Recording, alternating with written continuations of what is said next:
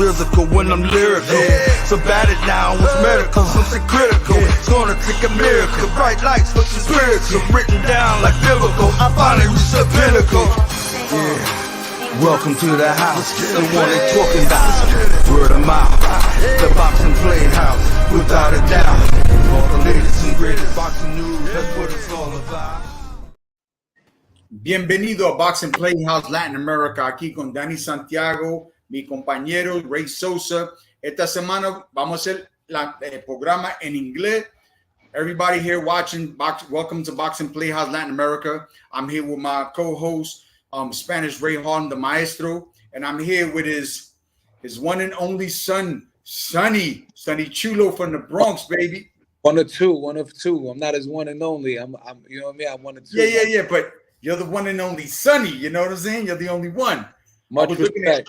I was checking out your music since the moment your father started telling me that you were in the music thing. I knew you knew about boxing. To be honest with you, I didn't even know that you had the skills you had with this music thing. And before we get into your interview, I want to start talking about some things about your brother, about your father's influence in my life. And I know he's influenced many others in their lives. But we've been doing shows in Jamaica and Turks and Caicos, here in Colombia. At our last couple of shows, and when we were in Jamaica, we had Cuddy Ranks. You know, I know you know Cuddy Ranks. We had Cuddy Ranks, the reggae singer there. We had Beanie Man on the last show. Yep. We had Beanie Man on the last show. And here, when we did a show in Colombia, we had the Spanish artist. I'm ashamed to say that I don't remember her name, but she sang really good. So when I was talking to your dad about putting an interview together with you and your brother, who's a very talented young boxer, every promoter nowadays trying to find like a little niche, right? A little angle on stuff. Something that brings something different charisma, some kind of flash to the boxing game. What better for a promoter to have a 3-generational boxing family who the father was or is a world-class boxing coach. His son is a boxer, and his other son, his oldest son, is one of the baddest hip-hop artists. And that I mean, people got to know who you are, Sonny. I mean, I looked at your music. The intro today was something of what you were singing about, you know, some of your songs. That's a promoter's dream. Like, I had to have you on the show, my brother. I'm just giving you flowers, man, because you deserve them. Thank you so much. I appreciate you, bro. I'm gonna be honest with you.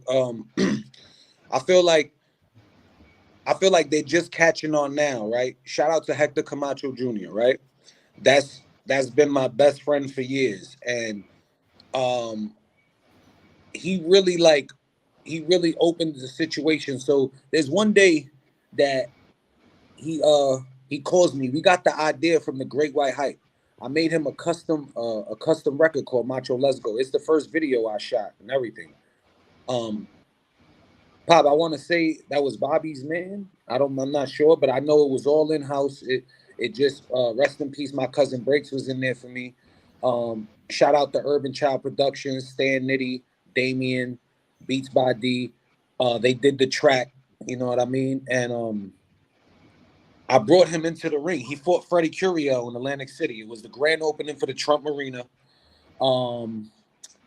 What's the heavyweight? Man. What's the heavyweight? The heavy Macho was the co-main event. At that time, I was about 15 years old, about 15, 16. I remember flying out. I got picked up in the airport with you know, limousine, my name on it. I go to the hotel. Like, he really gave me that experience, and that gave me the motivation. Like, you know, I could be built for this. So I wasn't nervous, bro. I'm not even trying to be, you know what I'm saying? I wasn't nervous. I was more anxious, you know what I'm saying? And I feel like Zab Judah was there. Shout out to Zab. Fernando Vargas was there. They seen it. They heard the record. They did it after. They had bigger platforms.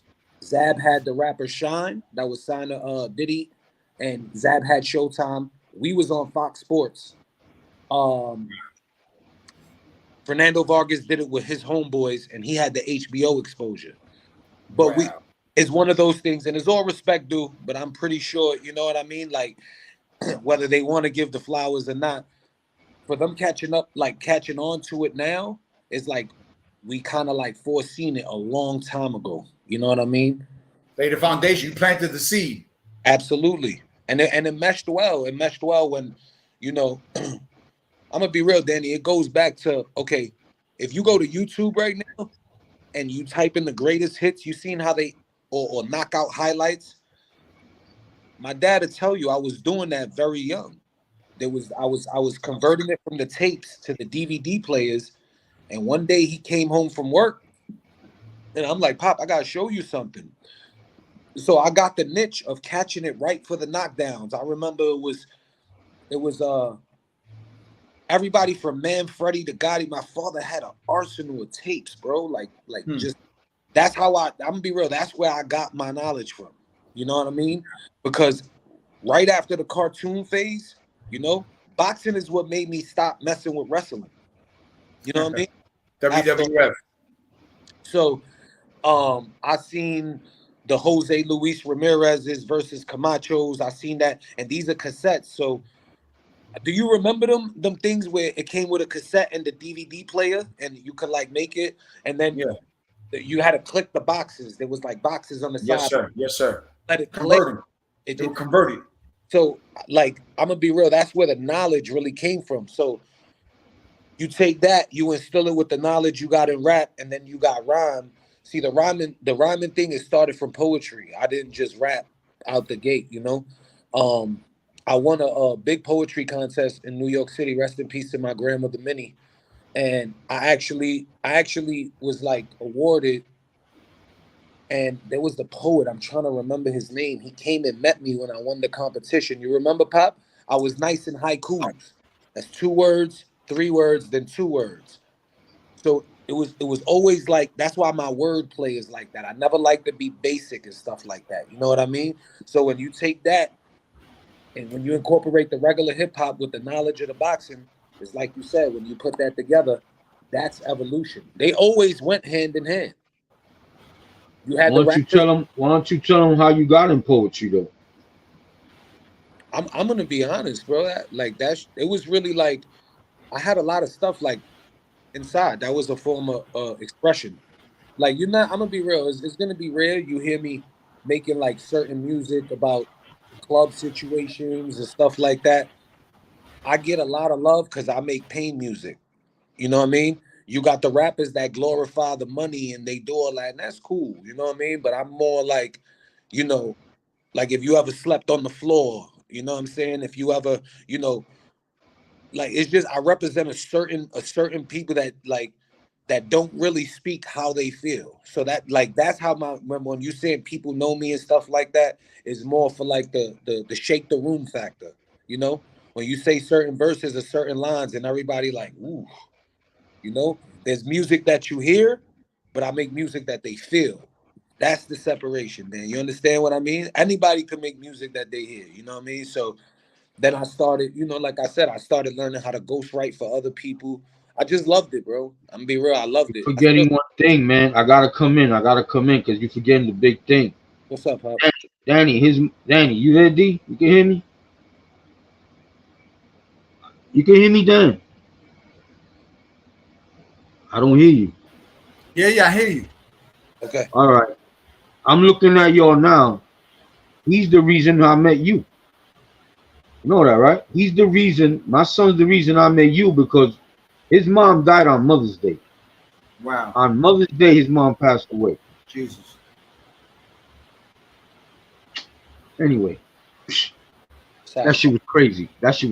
So, when I got the news, you used to bring him to the gym in Morris Park.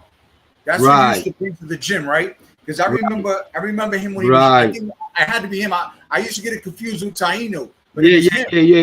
Right. Let me tell you. I remember when I went to the gym and I used to be sparring with Lou or whatever, working out. You used to always have him with you. Yeah, he was only what, 10? How old were you, right? 10? Yeah, that's what Taino looks at me like I'm crazy. He's like, no. You know, Ty was home with a baby bottle. Listen. Yeah. Listen, when I got the news at 6 in the morning, his mom had passed. He couldn't sleep that night. He came in my bed. He must have felt it, and he never slept with me. That night, in the middle of the night, he came in my bed. He couldn't sleep. So I didn't know how to tell this kid his mom passed away. The next day, Mother's Day, everybody's out there, flowers, and I told him he was gonna see his mom. This story got to be about him because at 2 in the morning, I'm coming from hanging out. This guy's in the park on the monkey bars hanging out at 2. What's up, Pop? 2 in the morning, bro. Deep 2 in the morning. I said, what you doing out here? I'm hanging out, man. Mom, you know, God bless her anyway. You know, she was out there. She had some guy take care of him. I'm like, yo, I snatched him, D. I had to snatch him. I actually kidnapped him. He didn't want to go with me. I put him in the cab. He starts kicking me. The cab driver ain't want to go nowhere. He was like, yo, you sure that's your kid? Because he was kicking the shit out of me. I told the cab driver, look at you. I mean, yo, there's no way. There's no way you could be denied that dude. Hey, I'm gonna tell you right now, he didn't want to come with me because he had the life at that age, hanging out till 2 in the morning, all these people in the house. Anyway, nothing against them now. That's the past. What I want to say, when I got him at the crib, I didn't know how to deal with this shit. Mother's Day, he's thinking he's gonna go see his mom, so I took him to church. Jennifer Lopez's mother was there. Wow. She was the one taking care of the whole thing. I didn't know it was her. He got to talk to a priest there. Ever since then, he got into poetry. That's how he became a poet. That's what I. The rest is right now. Go ahead. Hey, listen. This is not a show just about boxing. It's about a lot of things. Of course. But I want you to write, when you have a moment now, later, whenever, recite one of your favorite poems that you wrote. Wow, the poems. I could give anyone. It doesn't have to be right now. We're doing the conversation today. I gotta definitely remember them. I got some verses I remember. You know what I mean? Man, kick him a verse right now. And give me one with your mom. Listen, let me tell you how they all coerce like together. You feel me? The boxing, the light. That's why you say even that the show don't just talk about boxing. It all eventually is gonna mesh, because before music, you feel me, wasn't just about. See, my brother took it to another level, a super other level. You know what I mean? What boxing did for me was form a certain thing of discipline, and that's what I be telling people now. Like, when, bro, I know there's stuff I learned as a kid, from angles to, you know, and it's not just about the physical aspect. It's about, you got to get up in the morning. You got to watch how you eat. It prepares you for life, period. A lot of people think it's just about going in there and brains out. No, that's not the situation. Pause on beating brains out from Harlem. Y'all got to forgive me. You heard? But it's not like, in my opinion, it's not just about that. I've seen my dad, Danny. I've seen my dad like change niggas' lives that was in the streets, and it had to do with boxing. You understand? I seen people like I was able to see, and I'm gonna be real, like that's the same thing it did for me beforehand. You know, I had difficulty expressing myself. So we all know, ain't no stress reliever like hitting that bag. You feel me? Right. Yes, sir. So it's like I didn't really have too much time to get into trouble, and when I started getting into trouble, go figure, I wasn't really messing with the boxing no more, and it's not a coincidence. It keeps you straight, it keeps you disciplined, and it keeps you out the way. You know what I mean? And I kind of try to explain that now. Like they'll see people. I go to a regular gym, but I always shake out at least a nice little 40 minutes of a shadow boxing before I go. And you know, people know I don't fight. I'm not a trainer. You feel me? But at the end of the day, you know, it's like there's more to it than what you see with the hand. It's like, even though it looks nice when we doing all the, you know what I mean, and the angles, bro, that's focus.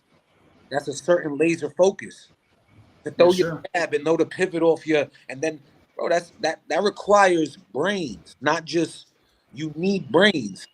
Because for you to, all right, I gotta make sure I jab and I'm pivoting, or off my pivot, if I'm throwing my hook, make sure I'm keeping this hand up. So that means I gotta be disciplined enough to know when I'm jabbing, this gotta stay up. Or, bro, that's not easy, no matter how easy it looks on the situation. No. One slip up, you out of here. It's a wrap. You know? Shout out to Devin, respectfully. You know what I'm saying? Same thing. The wing and jab. I don't understand that. Yeah, not at his level, especially at his level. Absolutely. I mean, somewhere along the line, somebody had to correct that, because on that level, you're talking Tank, you're talking all these guys. These guys are supposed to be so fine tuned. Mistakes like that don't happen, and when they do happen, you pay the price. Like you did. We got another one. Tell them about Mark Breland. How did he affect your life, right? Oh man, that's so. Mark Breland, man. So the funny thing is, at that age, right? It didn't really hit me until he fought. Oh man, Aaron Davis. I think I had a grudge with that man up to like maybe last year because of that. Still, you know what I'm saying? Like, Mark Breland was the champion to everyone else, but like around me, that was my godfather. You know what I mean? Yo, come on. Yeah. Yo, Ray, come on. Let's, pick me up. I remember he had the Range Rover with the little letters in the back that used to go that shit was like so fire at that time. Yeah. Like I remember that. I remember going to his house. He lived on the first floor of my father's job. And I remember going to his crib, and he used to let me walk around with his WBA belt. He used to have it. He'll give it to me. I'll be like, wow, And there's one time I went there, and I'm not sure if anybody's involved. This is me. I'm not, if I'm not trying to disrespect anybody, but he was with Salt from Salt and Pepper. Now I always loved music, so I go in there and it's just Mark, and it still didn't click on me that like I knew, I was aware, but he was so like different and humble around us. It wasn't like just a regular star, And he was like, "Hey, say hello to my godson." She's like, "Hi," and I'm just staring like. I was definitely in awe at that. When he lost to Aaron, I had to tell you, I went to my room and I cried. I wrote him a letter, and I told him it's always going to be like a belt, the WBA belt. You remember that, Pop? Threw it. Wrote that letter to him, and yeah, man, that's what, like, when I seen that fight and everybody cheering, and I said, wow, he was like all these people really love him. Like, you know what I mean? Like I said, he was the champ to everybody, but when we was around each other, he was my godfather. You understand what I'm saying? That's definitely part two. We got part two. Let me chime in here. Yes. I take them to. Go ahead. Go ahead, D. Go ahead. No. You know what? I just want to read something somebody wrote here. It says, I said, man, you could recite one of those poems for like the ones you did for the girls back in the day. He cited some poetry for the girls back in the day. So you got to be able to remember one of them. I wasn't really. I got you. I wasn't really a roses are red and violets are blue dude. So you got your answers, Akura. There you go. Give us something else, Ray. Give him something else on moms. Go ahead. Got you. Let's take a time to flash back on my mom's. What I remember, black tracks on her arm.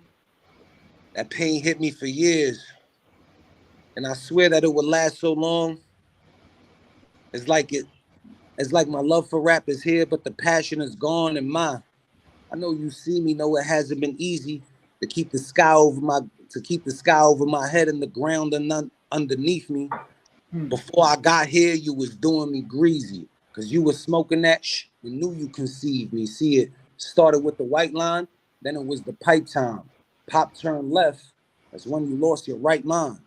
And that kind of thing to last with me for a lifetime. I was 5 when you died. You really think that was the right time? But so what? I've grown up in my own world. Can't see my daughter, no trust, got me no girl. I'm putting in work with no shirt in this cold world. That's still one of the women I love most in this whole world. You heard? Wow, that shit is deep, my brother. You feel me? You were talking about boxing, right? And the intelligence that you have to be a boxer. It's funny because you grew up with a dad who was in the boxing game. I grew up with a relative, my cousin, who who's been in the hip hop game since 1977. Okay. You know, I come from Kingsbridge. You know, Cedric and Cedar, Kingsbridge area. You know, I grew up in that area, right around there. Shout out my Pete Powers and my man Young H. They actually from Kingsbridge as well. Other Latinos that are fire. Those are my brothers. I grew up with some brothers out there. Sure, this guy named Sharif who used to write for. I don't know if you know, but he used to roll with Pun and Fat Joe. Reef Hustle. Sharif. They call him Reef Hustle. Yeah. That's my dude. I went to school with him. That's my brother right there, man. You know, Kid Capri used to live in my building. You know, and then when I moved, I lived across the street from Big Pun. Big Pun was my neighbor on St. Lawrence. You know, but when I'm hanging around these individuals, you know, and listening to you talk, listening to you speak and everything, the vocabulary that you guys have to have. I mean, it's just, you guys are super intelligent. I mean, look at, you know, some people like them, some people hate them, but Jay-Z, you know, Fat Joe, Biggie Smalls, you know, listen, the reality of the situation is that you bring that. Shout out Rich Player. Shout out Fat Joe. Them guys never changed up. You understand? Like, besides, I'd say, you know, besides boxing, the Puns, you know, I didn't really have a personal relationship with Pun. I got to meet him and all that, but mine's was with Joe. I'm gonna let you continue. When you brought him up, shout out to Joe. You already know what it is. Don Carter, Bomb Harder. Shout out my brother Rich Player, and rest in peace, Full Flex. Rest in peace, Raul Condi. All right. Yo, anyway, Pun was my dude. I made him. I remember, man. I met him when he was like 400, and you know, unfortunately, he passed. He was up there in weight, you know. But I made him a shirt, man. It had my name, had the Bomb Squad in the back, and it was an 8. It was an 8X. It was the biggest size they had, you know. And I remember when I moved to Florida, and when I used to go to the Bronx, I used to go to his house. He lived right across the street.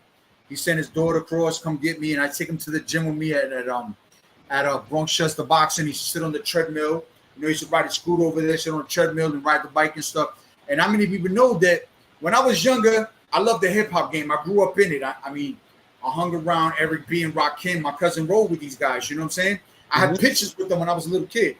And I used to aggravate him like, yo, shorty, you know, go over there, go in the house, you know, get away. You know what I'm saying? But when I was younger, that was my dream. I used to DJ. I used to like freestyle a little bit and stuff. And then I got into the boxing. But not many people know that Pun wanted to be a boxer. He transitioned into the hip hop game. You know what I'm saying? Yeah, of course. But he wanted to be a boxer. That was his dream. You know, and getting back to what you were saying about, you know, the point I'm trying to make about the intelligence, you guys have to have such a grasp of the dictionary, the thesaurus. I mean, you have to be really sharp, you know, to put words together and thoughts together. Be philosophical about things, you know. I never met a dumb rapper. I never met a non-intelligent rapper. Every single one I know is astronomically smart, man. Especially Pun. I've always like with that metaphors, similes. Those been my strong points. You know, like it's easy to say I'll punch you in the face, but you know how Pun used to be like, put my foot so far up your ass, the sweat of my knee will quench your thirst. Like, you know, there's different ways you could say it, you know? Like I never was really basic.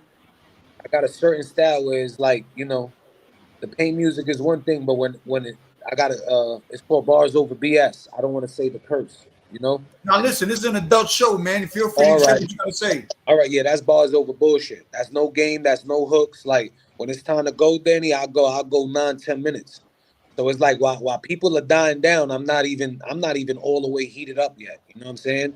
Yeah. I got old shit that niggas new shit couldn't mess with whatsoever, you know? And a lot of that has to do, like making the comparison with boxing, bro, if you don't practice and anything is never gonna, you just gonna stay on like one level. So you go from a local dude, you smoking everything moving, right? Then you got the other dudes that's nice too. Then you start doing music collaborations, you know? Shout out K7. K7 brought me. K7, yeah. Yeah, That's Cuzzo. He brought me and my sister to the first industry party I had ever. When we went to a Columbia party, I met Nas, I met Busta Rhymes. That's another one. I went to his house with my dad one day, and Rosie Perez was there. You feel me? Yeah, Rosie, yeah. So it's almost like sometimes it's hard to tell these stories because Fat Joe's another one, bro. He had us around a lot. Like it almost became a thing to where, you know, he had like a certain love for her, but he never like forgot that that's my little man thing. You know what I'm saying? So I was blessed to be around, whether it was with my dad in the fights. Because even now, when we talk about the music influences I've been to, let me tell you how boxing and music mesh, right? They married together, you know. I was there for Riddick Bowe, Andrew Galata, the riot in the garden. It was me, my dad, and rest in peace, my Uncle Junior, right? I was there as I think was it Zab's last fight in the gloves before he turned pro? Well, let me just chime in real quick because you be forgetting. Yeah. I take him. Let me get this in too because I'm gonna get stuck. Gotcha. I take him to the Prince Nassim fight against Kevin Kelly. That was coming up next. We sitting together, and he's a big. Dan D, hear me out. He's a big Kevin Kelly fan. Me, I was already. Good. I know, but they don't know. So I'm working with Prince Nassim. I'm tight with his brother. They got me watching the door because Prince's mother, when she takes the veil off, only family can see it. So I told Ray, I gotta go. They want me to work the door. So I left him there. I get back to the chair, the fight is on. All of a sudden, Prince goes down, this guy go crazy. Yo, I told you. He stands up in front of me. I'm like, all right, relax, it's not over yet. Of course, Prince got him. So I said, what did I tell you? So he was down. He was down because, yo, he loved Kevin, bro. When I mean love Kevin, holy shit. I'm like, what's up? So we outside eating at a Sabaros, right outside the garden. Yeah. Who pulls up? Who pulls up? Fat Joe. He's like, yo, Ray. I'm like, Joe, what's up? So he didn't know Ray. He meets him right there.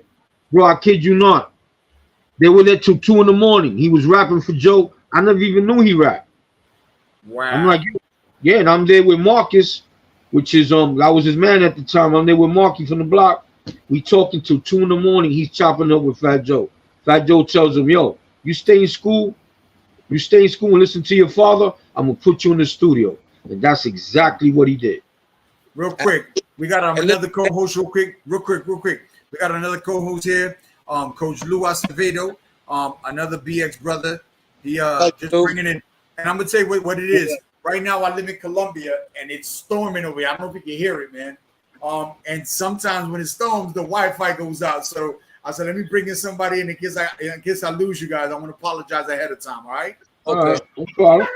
So go ahead, do your thing, Ray. So like I said, they were talking for a while there. And then Fat Joe tells me, yo, you know your son can rhyme, right? No, I Pop, said, wait. nah. I didn't spit for Joe yet. I was spitting Joe his rhymes from. Oh, okay. Early. All right, so you tell it. What happened was, so I'm down about Kevin Kelly. Now, even rewind that. My dad brings Prince Nassim to the car before the fight, bro, at the gym. You know what I mean? Yeah. Bro, I'm loyal. I've been loyal since loyalty was loyalty. He brought Prince Nassim to the car before the fight, you know? And when he brought him to the car, I didn't want to shake his hand. That's awesome. Yeah, I was mad. I'm like, yo, bro, relax. Like, he was like, nah, Dad, I don't want to say nothing to him. Kevin Kelly was my guy. I felt like the Flush and Flash. I seen him fight with no eyes. I just loved what him and Phil Borgia had. You know what I mean? And I was rocking with my guy. I knew Prince was the man. You know, he came. Everybody was talking about him. But, you know, I guess underdogs respect underdogs. You know what I mean? Yeah. Now, I'm down. So when Joe pulls up, right? I'm not sure if this point was after the basketball game. I want to say That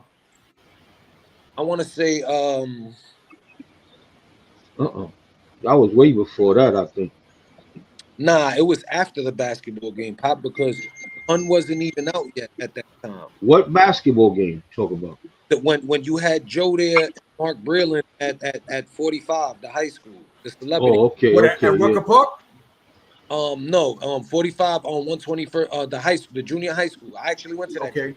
45, and it was Latino sports. Matter of fact, Henry's the one we was the Latino sports game, Pop. You know. Comas, yeah, Hank, yeah. Now Joe had gave me at that time an autograph. His promo thing was a sticker with a money thing that had his face on it. We met that day. Pun didn't have a verse anyway. Right. I remember now. We were like, yo, like Joe's big. Who the hell is this bigger nigga with him? You feel me? So, matter of fact, I knew who he was. He didn't put a video out, but he had a song called Firewater. Right? It was Raekwon, Joe. But I was like, wait a minute, is that the Punisher? You know what I mean? So that was one situation. Like I already knew my situation. Now when I see Joe, Pun already got a single out and all that after that. So when I start spitting Joe's, I'm not spitting Joe's stuff from that time. I'm spitting Joe's verses from Living Fat.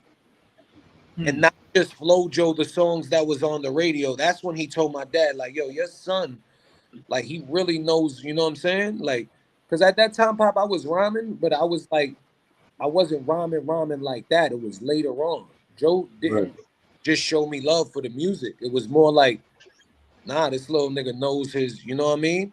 Yeah. And after that, he told me, I told him I wanted to rap. And his exact words was, all right, if you finish high school, and I got you. If you don't, I ain't fucking with you like that, you know? Wow. Then when I was when I was done with high school, we met up with him and Pun. Pun is the biggest artist on the planet at that time in House of Blues, and he kept his word. Wow. I didn't think Joe was gonna remember anything. I gave my dad hell, and he was like, "Just listen to me," and he was right, because when he see my dad, it was like we bumped into him yesterday, and I'm not gonna lie, there was a lot of times that I'm like, you know, I used to be hesitant to go up to him, not knowing if he remembered. I didn't want to, but if he recognized me, he'd call me out. And when he started seeing that I was doing my thing as like a real artist, not just rapping, but an artist, and he's going to Orlando, he heard my name from different people, so he would throw me alley-oops. He'd go on the radio station, Sonny Chulo, I'm in your city, holla at me, baby. My phone was blowing up. So he's on the radio station, and everybody's like, who the hell is Sonny Chulo? And sometimes a nigga don't gotta put you on to put you on. You understand? Yeah. The stamp is what you do with the situation. You know what I mean? So that stamp, I took it and I repped it very well. So when he was in magazines saying nobody in Orlando, and this is his words, nobody in Orlando can scream Terror Squad besides, shout out DJ Pro Style, shout out to DJ Nasty, and then Sonny Chulo. Everyone knew who Pro Style and Nasty was, right? So then that created who's Sonny Chulo? Shout out my Uncle Nick, because what also helped was building relationships with throwing the shows. So when Joe threw me the alley-oop, I'm gonna be real, I could have fumbled it, but I definitely didn't. You know what I mean? I definitely dunked it. And that was enough motivation for me with like him co-signing. I knew I couldn't come with no respect my language bullshit. Yeah, for sure. No, I respect Yo, that. D, I went through it, D. I went through it at that time, because now they started hating on my son at 17. They were hating on him. Yeah. If he performed, listen, if he performed, listen to this. If he performed, and look what I'm about to tell you, I don't care who don't like what I'm about to say, because they don't want me to say this, but I'm gonna say it. There's certain people that actually used to take the mics from him so he don't go on. I found that out like a year later. I'm like, what? And Fat Joe, shout out to that dude, man. When he cut those guys off, they could complain about Joe all they want. They just as they more grimy, B. I'm not gonna say names here to give them clout, but to take a 17-year-old's mics away, and they talking about what Joe did, at least Joe tried to put them on. Yeah. What they did to my son, taking the mics away. I'm not gonna say names on here, but we know who they are, you know. And these are older dudes that didn't let this kid open up. The only one that had his back was Flex. Joe wasn't even there. Joe was already moving around. So By the time he found out, it was too late. But I didn't know till a year later who took the mics. And trust me, bro, I went at them like, yo, you know, y'all disgusting. Not because he's my kid. Y'all Latinos. So when they talk about Joe, fuck him. Yo, listen, I'm glad you spoke on that. And Coach Lou, I want you to get in on this in a minute. But I want to ask Sonny a quick, maybe two-part question here, right? So one, when I was around Pun, you know, all his kids were real young. I think his oldest daughter might have been like, I don't know, 8 years old. His son, he calls himself Christopher Rivers because his father's name is Christopher Rios, right? And he's a junior. So smart, good play on words. You know, he was like 4 or 5 years old, so I didn't really even know him. The last time I seen him was like 5 years old, you know? So you know, not to glorify or hate on him, but have you seen his work? Have you seen the kid? Of course. You know? I'm a big fan, bro. Listen, Terror Squad basically raised music. You understand? Before the break, even after. My thing is, you know, I guess everybody got their own version of Joe, you know. But as far as my version, that's the Don Carter, man. You know, he ain't never, bro, from until recently that I bumped into him on East Tremont. You know what I mean? Like, I'm not knocking nobody's story, but as far as for me, that's one of the most solid I've ever came across. You know what I mean? That's And here's the second question, right? Or not really a question, maybe it's a statement, but you know, I knew you as a kid, but I didn't know you, right? Because you were a kid and I was doing my thing, and your father was there, and all I used to do was say, "What's up, coach?" And you know, I used to mind my business. I was a quiet dude in the gym, right, Ray? I used to just go do my thing, right?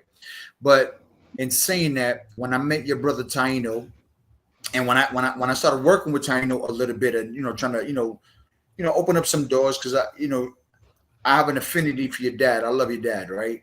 So if your dad called me up and said, "Look, I need you to do me a solid," without question, I'm going to do it. So I did it. I opened up my heart, opened up my home. This kid is talented, man. I mean, your father did me the favor. You know, your father did me the favor by calling me up. I thought I was doing him a favor by opening my door and bringing him into the fold and doing certain things. But to have a kid, and I call him a kid because I'm old enough to be his dad, but to have a kid come and soak everything up that I'm trying to teach him, right? And he wasn't cocky because he knew his thing. He knew how to fight. His father taught him well, and whoever taught him before that. But he soaked it all in.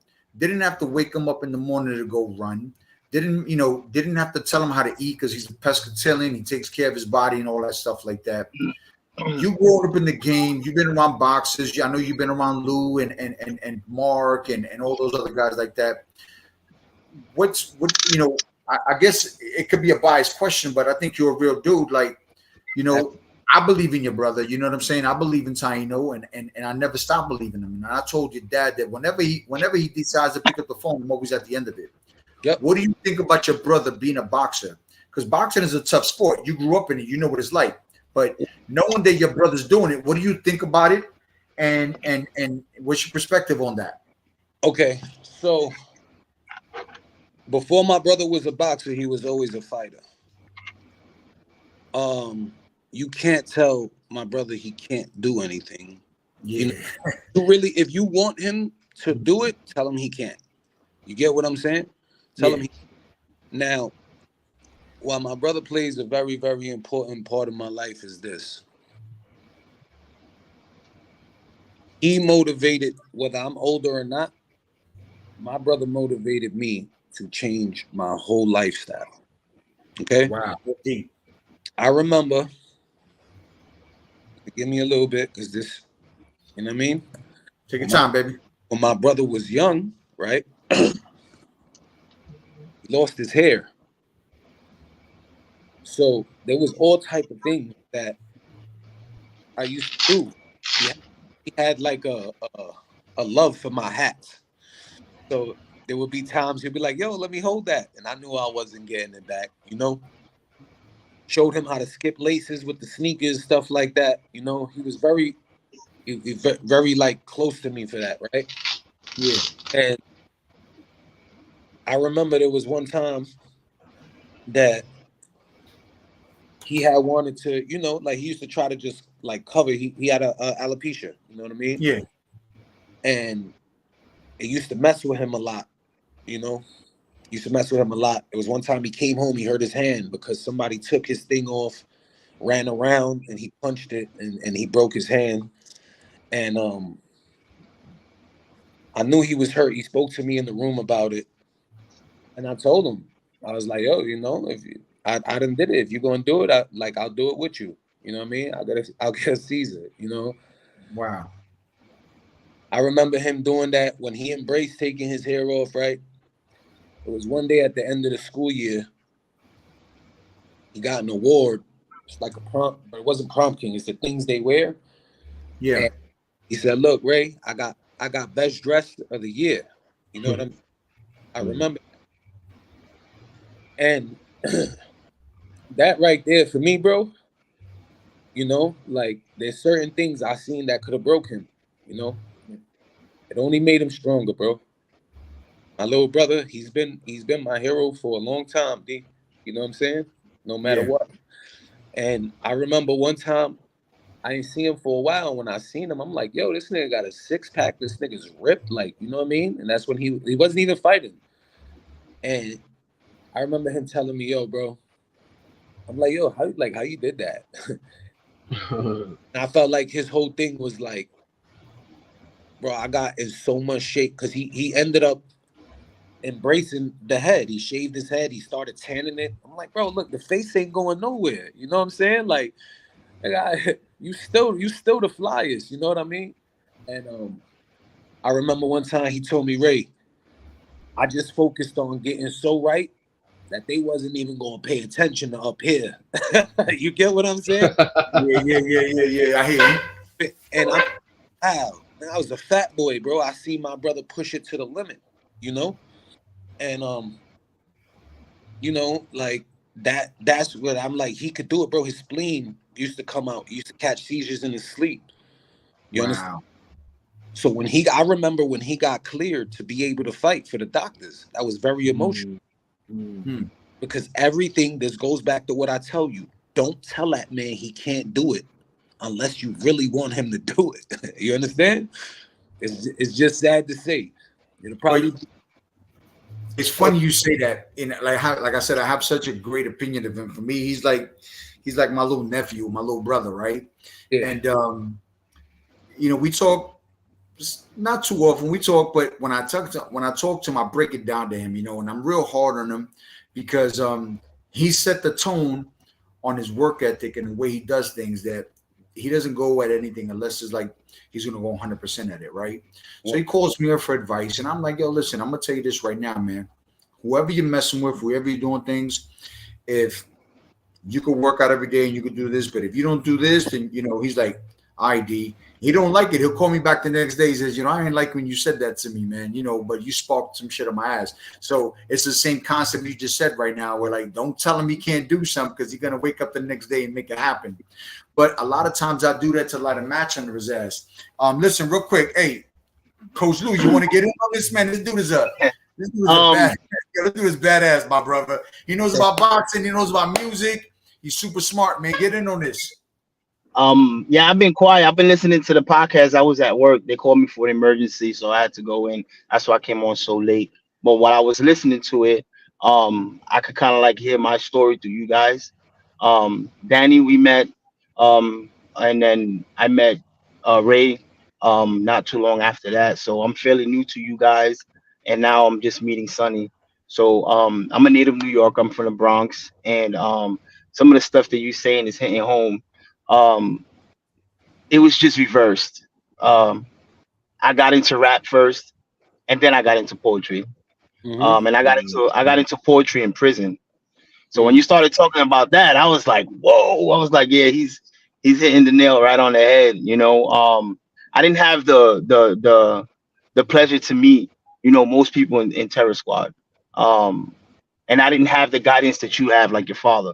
My father died when I was 7. My father was a Chingaling. So yeah, so he died on a Harley Sportster driving a motorcycle, ran into a bus, but I didn't have that guidance. So I was just reckless in the street, and I ended up in prison. So I didn't really get to, you know, venture that like my music, and maybe I could get into boxing. But you said something about your brother. You said he was always a fighter, not a boxer, and that was me. I was always a kid fighting in the streets, knocking dudes out. So when you said that, I was like, oh, that hit home. Because I'm from 183rd in Bathgate and 184th in Washington. So you know that neighborhood is pretty rough, you know. So that was my stomping grounds. You know But what's crazy? yeah. My pops, I had to interrupt because you hit it. My father used to live on 188 between Bathgate and Washington, so it was right around there.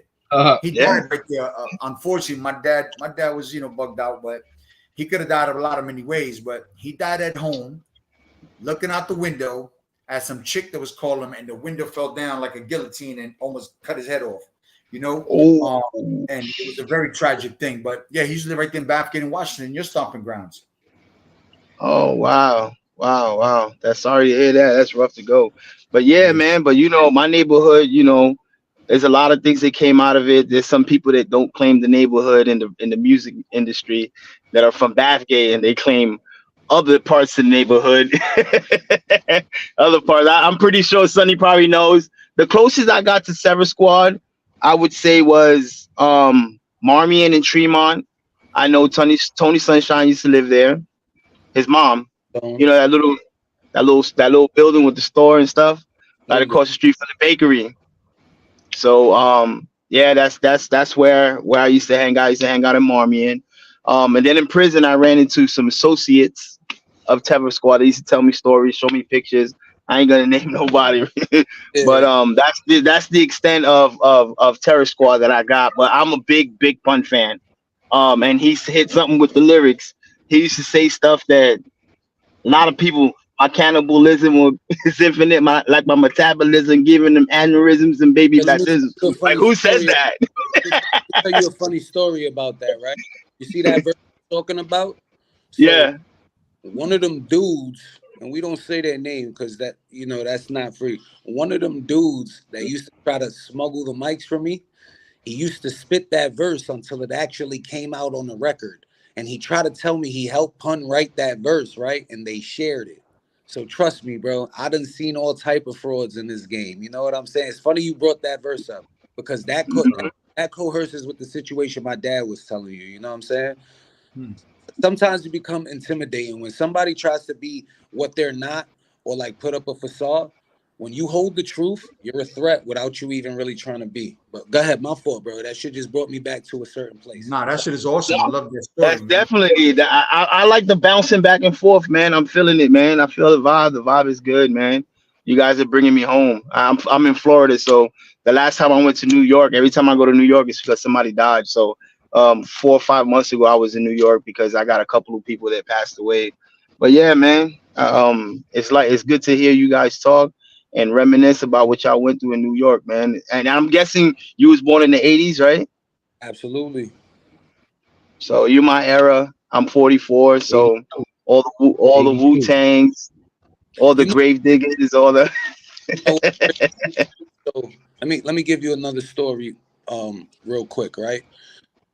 So you see how Danny was, how I told you when that situation happened. Let me tell you how life is funny. So I was fighting cancer a couple of years ago, right? My brother called every day. Every single day I was in the hospital, right? And I remember when I started losing my hair, right? And he said, don't worry about it. You heard? He said, like, it was almost like the same advice that I gave him. And I'm like, like in my head, I'm thinking, holy shit. Full circle. Yes. Years later, the same, you know? And I think my dad would tell you, I got in the best shape of my life, bro, while I was on chemotherapy. Okay. Wow. They made me fight it from the hospital. Bro, I got into a shape that I never was able to get, you know? And that's when I learned it goes back. Boxing gets you strong hair. In that situation, doesn't matter how strong you are physically. Because if this is weak, Everything else is downhill. Exactly. So I had a choice. I could have either laid down or what? Fight. I couldn't punch the cancer. I couldn't do it, but you gotta fight. And I'm be real. Even as I tell you this, it bugs me out because life has always prepared me for certain situations. You know, when you're young and you're scared to get into a fight until you get into a fight, then you're not scared of it no more because it's done. You're scared to get jumped. You're scared to get, but once it's done, it's done. You know, and for that situation, you know, I think everybody would be like have a fear of death. You know, when you look that in the face, though, once again, there's nothing to be afraid about. Yeah, because you get what I'm saying? You got it. Yeah, for sure. Sure. Cool. This is always cool, but this is nothing without. And there's been times, bro. There's been times I flip. I'm not speaking from somebody that's perfect. I'm able to learn from a shitload of mistakes that I made in the past. All right, I'm able to learn from a shitload of mistakes that I made in the past and share it with you now. It's not like I knew this all my life, bro. You know, I had to learn from. You know, we take a licking, we keep on ticking. You know what I'm saying? Sir. But like I said, when I say my brother's my hero, there's super meaning to that. Yeah. Because there's nothing wrong with that, because you know what? Sometimes we can learn from somebody younger than us. You know? I knew it wasn't about being cool. He showed me how to be a big brother lead before I became a father. You understand? Wow. So we were in a fair, that because he's my baby brother. You know what I'm saying? So it's like, all right, I gotta be strong for him. He would cry about certain shit, you know what I mean? And he would go through it because he wasn't feeling well. That wasn't the time to cry. That showed me that I could cry later, but both of us crying is no help. So boom, he prepared me to be strong, you know, and stuff like that. Only for years later. That's why they say you build your brother, and if you ever fall, your brother builds you. You understand? So it's like that's probably where they came from. That saying, "My brother's keeper," and as my brother is my keeper. True. Yeah. Wow. That's exactly. Wow. I am my keeper as my brother is my keeper. You know what I'm saying? That's how that goes. And bro, we not perfect, bro. At the end of the day, we all learn. My baby boy, man. You know that's never going to change. And he's not a champion in my eyes, bro, because he's my brother. He'll be the first to tell you I am not a yes man. But Danny, you know, like I know, I haven't found somebody, and I'm not talking about these established dudes. I'm watching my brother go through my same struggle coming up, but he's just going through boxing what I went through in music, what my dad went through in life. Everybody always said that. It's like, bro, imagine I didn't have to work or anything like that, and then I could just focus on music. Remember, we got real lives. We got to take care of bills. There's a lot of people that's blessed. You know what I mean? That's why, you know, when we bring back Devin Haney, it's like, bro, there's nothing wrong with, like, who cares if they say you ain't from the hood, bro? Bro, I'm from the hood, and that's not a place to want to be. Like, that's not a place to glorify. Yeah, like, you know, and I respect it. You know why I respect it? Because I didn't let that shit swallow me, pause. You understand what I mean? I didn't see that swallow. Bro, I see certain friends I went to in high school to know, you know, them streets, if they take you over, bro, like, they'll take you over. Swallow you up, spit you out. Exactly. So it's just like, I never understood the whole, like, you know, like, if you out the streets, what do you want to come, like, chill? You're coming to a place I'm trying to get out of. It's not the same thing. You know what I'm saying? Makes It's no like sense. Makes no sense. People just glorify like certain situations that, like you said, it made no sense to me. You know what I mean? But I don't knock it. I don't. Yeah, you're right. Danny, if I didn't struggle, you wouldn't be able to tell me I'm as nice as I was with the rapping. Yeah, that's what made you who you are. That's why you're intelligent. Speaking about that, look, you mentioned something just now about the whole Ryan Garcia and Haney fight, right? And you just hit the nail on the head because somebody just asked me a question. First and foremost, a lot of people are writing questions in right now on my phone. Sometimes they write on the podcast, but I want to ask you, because I always ask them and everybody, and I'll ask them in a minute, but I want to ask you, what are your thoughts about, did you see the Canelo Oscar De La Hoya beef today? You know what's funny? Right before I got on here, my brother called me and asked me about it, but I wasn't able to catch it. What I did see was Leonard Ellerby, you know, fuck him with him right there. Like that, I don't think that situation is like Oscar's beef with people. I don't know if it's staged, bro, because like there's a lot of people that, you know, that That definitely shit look real though. That shit look real, man. They were going at each other. that one You know? was mean. But I'm gonna play devil's advocate, you know. Honestly, you know, it looks good, but the fact remains, bro, like a lot of people don't even remember Deontay Wilder won the heavyweight championship under Golden Boy. We could feel however we want to about Oscar. He was the only promoter that's a successful champion for real. Like, so he has a different approach to the situation. And I tell people all the time, it's not that I'm an Oscar fan, I'm a boxing fan. All right. When Miguel Cotto fought Zab Judah, nigga, my bodies was ready to turn away from me. I love my people, but I love boxing. I was going for Zab. I didn't think Cotto was gonna outsmart my boy, to keep it 100 with you. And I'm a Zab fan, but my dad will tell you when he fought Mayweather, I bet on Mayweather. And Zab was my dude. That's why when, you know, put it like this, you see how my brother, that's one of my favorites. All day, every day, you know? Yeah. So I feel like, yeah, Canelo could, you want pay, get the fuck out of here. That's cool. You know what I'm saying? You know? That's cool, right? At the end of the day, yo, bro, ain't nothing wrong with being grateful. Them golf carts, the life you living. And all right, cool. If we're gonna take Canelo, boom, right? If you look at Floyd's biggest paydays, they're on the Golden Boy, bro. Wow. All You right? see, you schooling me, and I've been in boxing since 1989. So Danny, I know that Deontay was with De La Hoya. So you just schooled me, my brother. that's a fact. Yeah, you just schooled me. You just schooled me. Al hit PBC is a branch off of, they were all Golden Boy. That's why Hoya has such a big grudge with Al Heyman, bro. That I do know. That I do know. He took Danny Garcia. He took Deontay Wilder. The Charlos were Golden Boy first. You understand what I'm saying?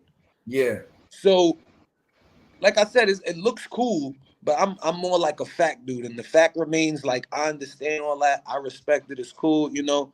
But you can't really, like, you can't get.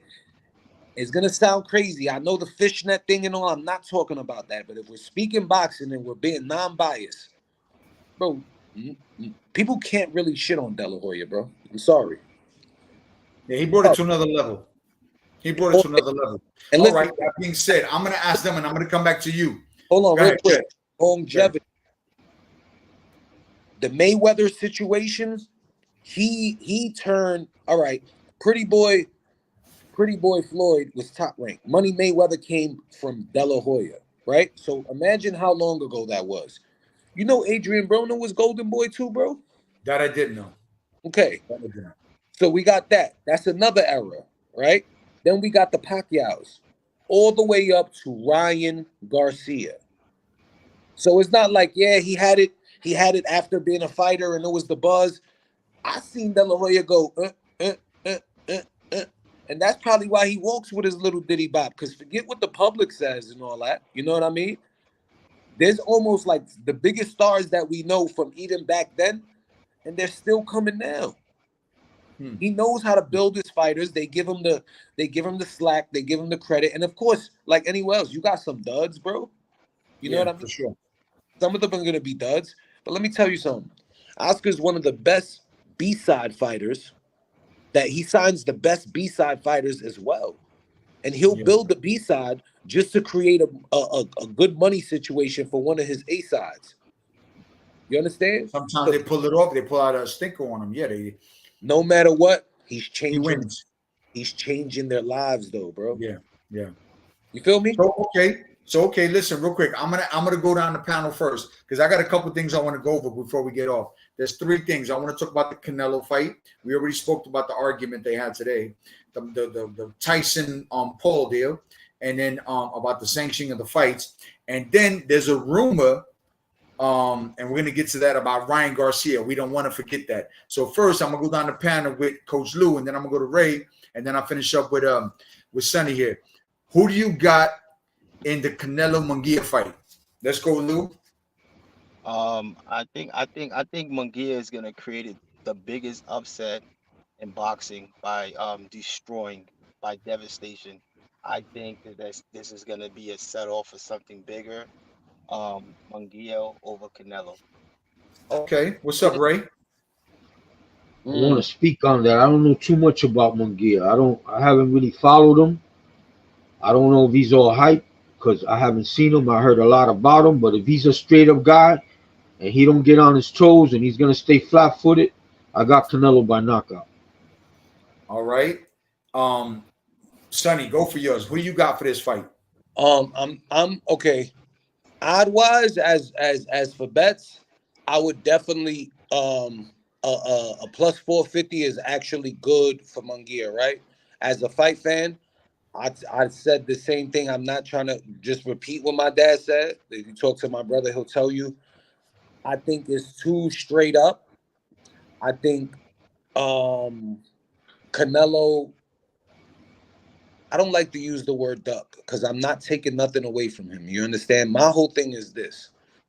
You haven't fought. When Floyd fought you, you was a young lion, bro. You know? That Benavidez fight, you owed it to boxing because you excelled after Floyd. All right? If you feel like you're going to beat Benavidez, no matter what, it's not even really a loss for you. Like, I'm not saying, cool. Benavidez is a little big. All right, fine. The Munguia fight was kind of like, all right, I'm fighting the young lion, but I think he's too young. Bro, I don't think Munguia has fought a real 168-pounder, bro. Like his wins that are impressive, the Derevyanchenko's, those are 60s that were brought up, When he beat Saddam Ali, he drained himself all the way to 154. That's why he never even defended the title, bro. You know what I'm saying? Like, so it's been like, I like him. He's action packed. He's good for the eye. But if we speak in real, I just think that he's tailor made for Canelo, bro. Is he mandatory?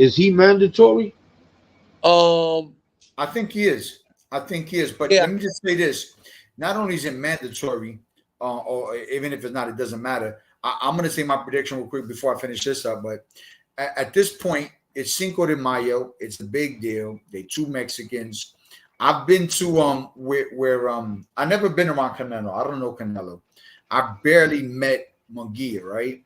I was in TJ, and I went to this gym near Rosarito, which is not too far from TJ. I spent a couple times in TJ for fights, and the same thing with Canelo. They both came out the same circuit.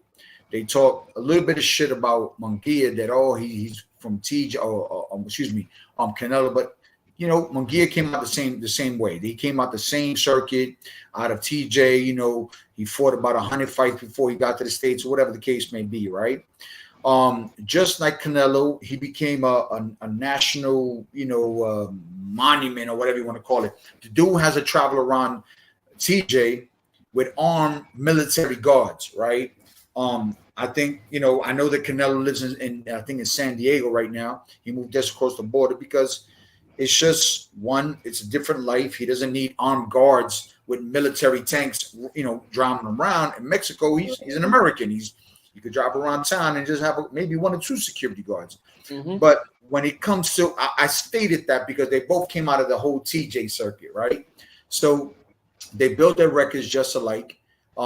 In certain aspect of things, but I just think there's certain levels to this shit. I think this kid is just still a little bit too young. Exactly what Sonny just said, and I'm not even talking about age. I'm talking about young as far as the pedigree of fighters that he's fought. He's fought some good fighters, don't get me wrong, but there's levels to this shit, man. And Canelo is right now, he's a businessman, right? He knows that going to fight Benavidez or any of these giants right now is just not conducive for him to come out victorious.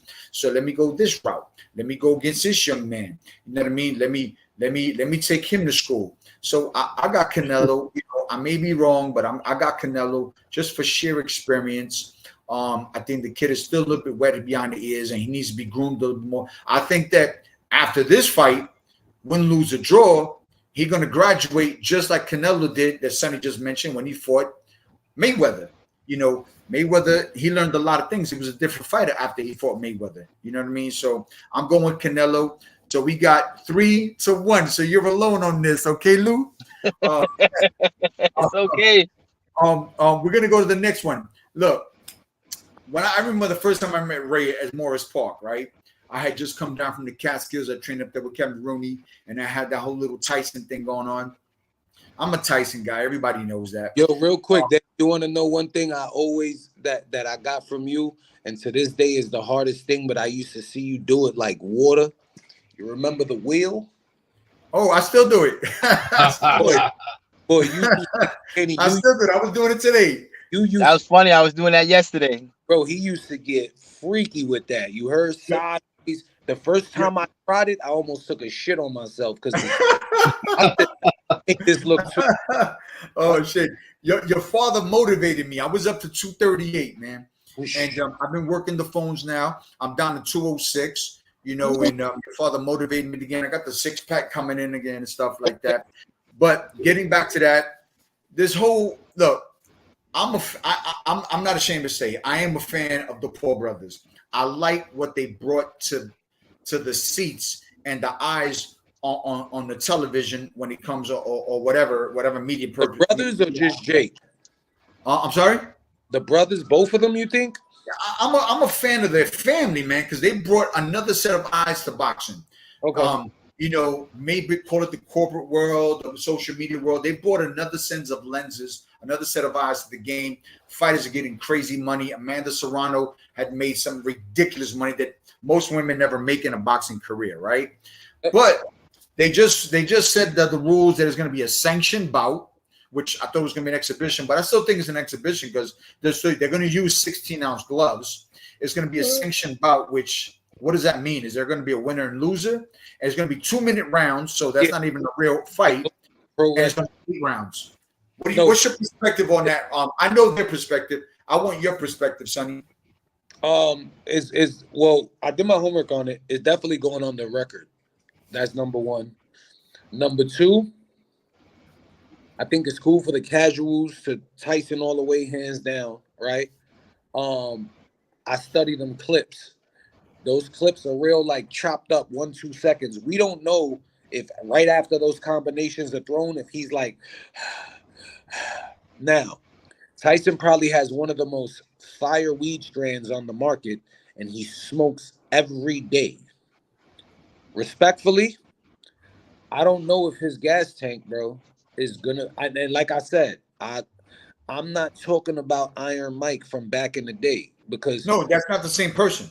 Exactly my point, and I feel like people are stuck on what he did, and I don't know, man. Because the reason why I'm saying I don't know and not know all the way is because in his exhibition with Roy, Tyson looked good, man.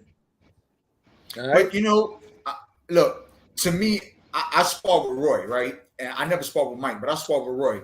I met Mike. I've been around Mike. I come from the same hard school that he came from. It looked to me like some brothers cashing in on the paycheck and having a nice little sparring session when he did the Roy thing. And I'm not knocking them. There's nothing wrong with that. There's nothing wrong with that. Mm-hmm.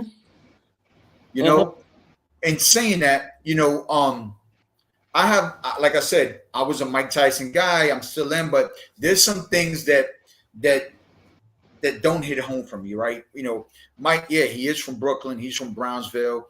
You know, he had a little struggle on the come up, but you know, he got adopted by some white people in the Catskills. You know, his first car was a Cadillac. You know, and I'm gonna tell you this right now, man. I'm from the Bronx. I'm from the same hood as you guys are from, right? My dude, I'm not that same dude. I lived there for 20 years. I'm not the same guy. I still got that street in me a little bit, but I'm reserved. I'm different. You know what I mean? We don't grow. We don't evolve. You know, he's not that dude anymore, man. He's He's a businessman. He's a father. I was with his son, his oldest son in Jamaica. Super intelligent guy. I mean, just incredibly intelligent guy. Does color commentating. Just an incredible guy, you know. And I mean, he's a businessman. It's a smart business move. You know, I don't know how a 2-minute 8-round fight with 16-ounce gloves gets registered as a fight. For me, that's not a fight. That's the you pay to play. You know that. Yeah.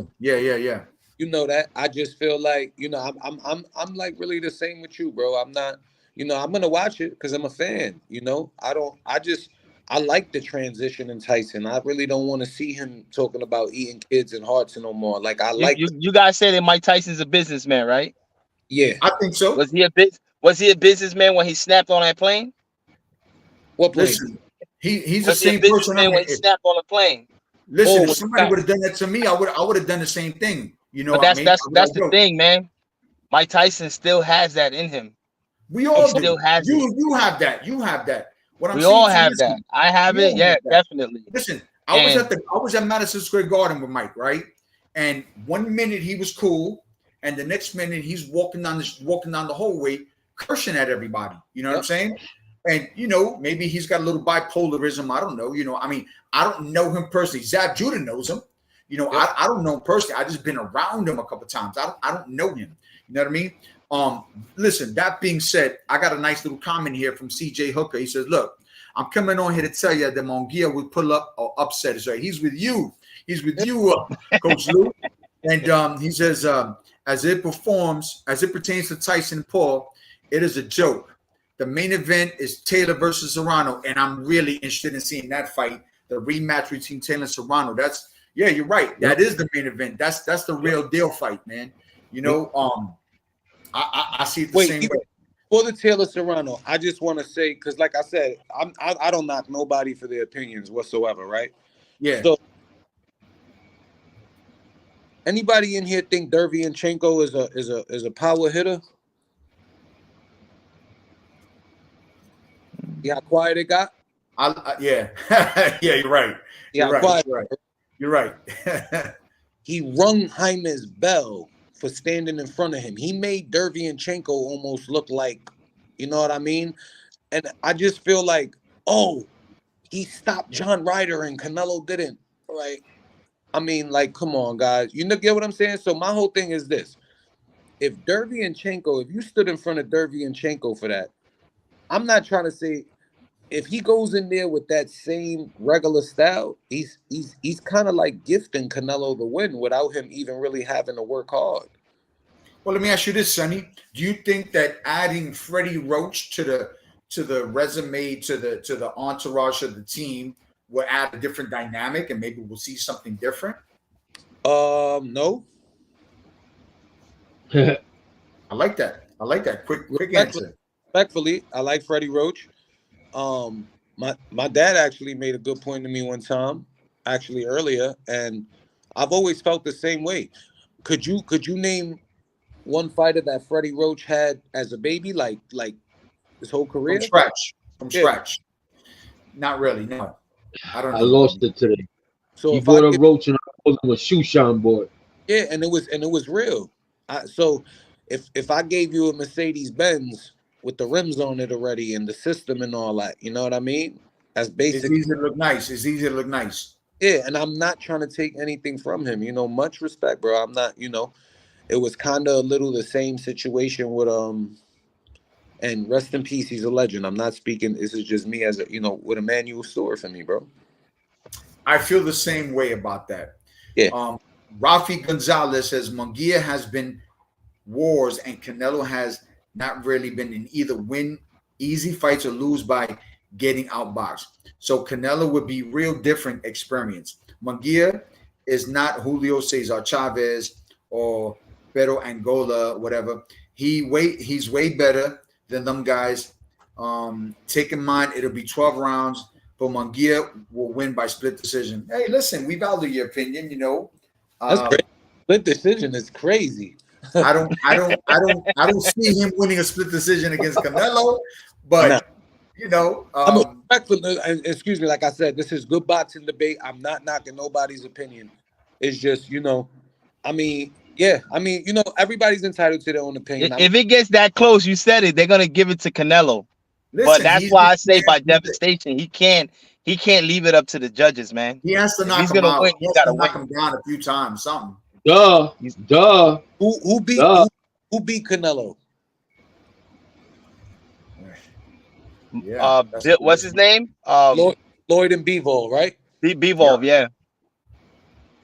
The only way you giving that man problems, all right, is if you got footwork.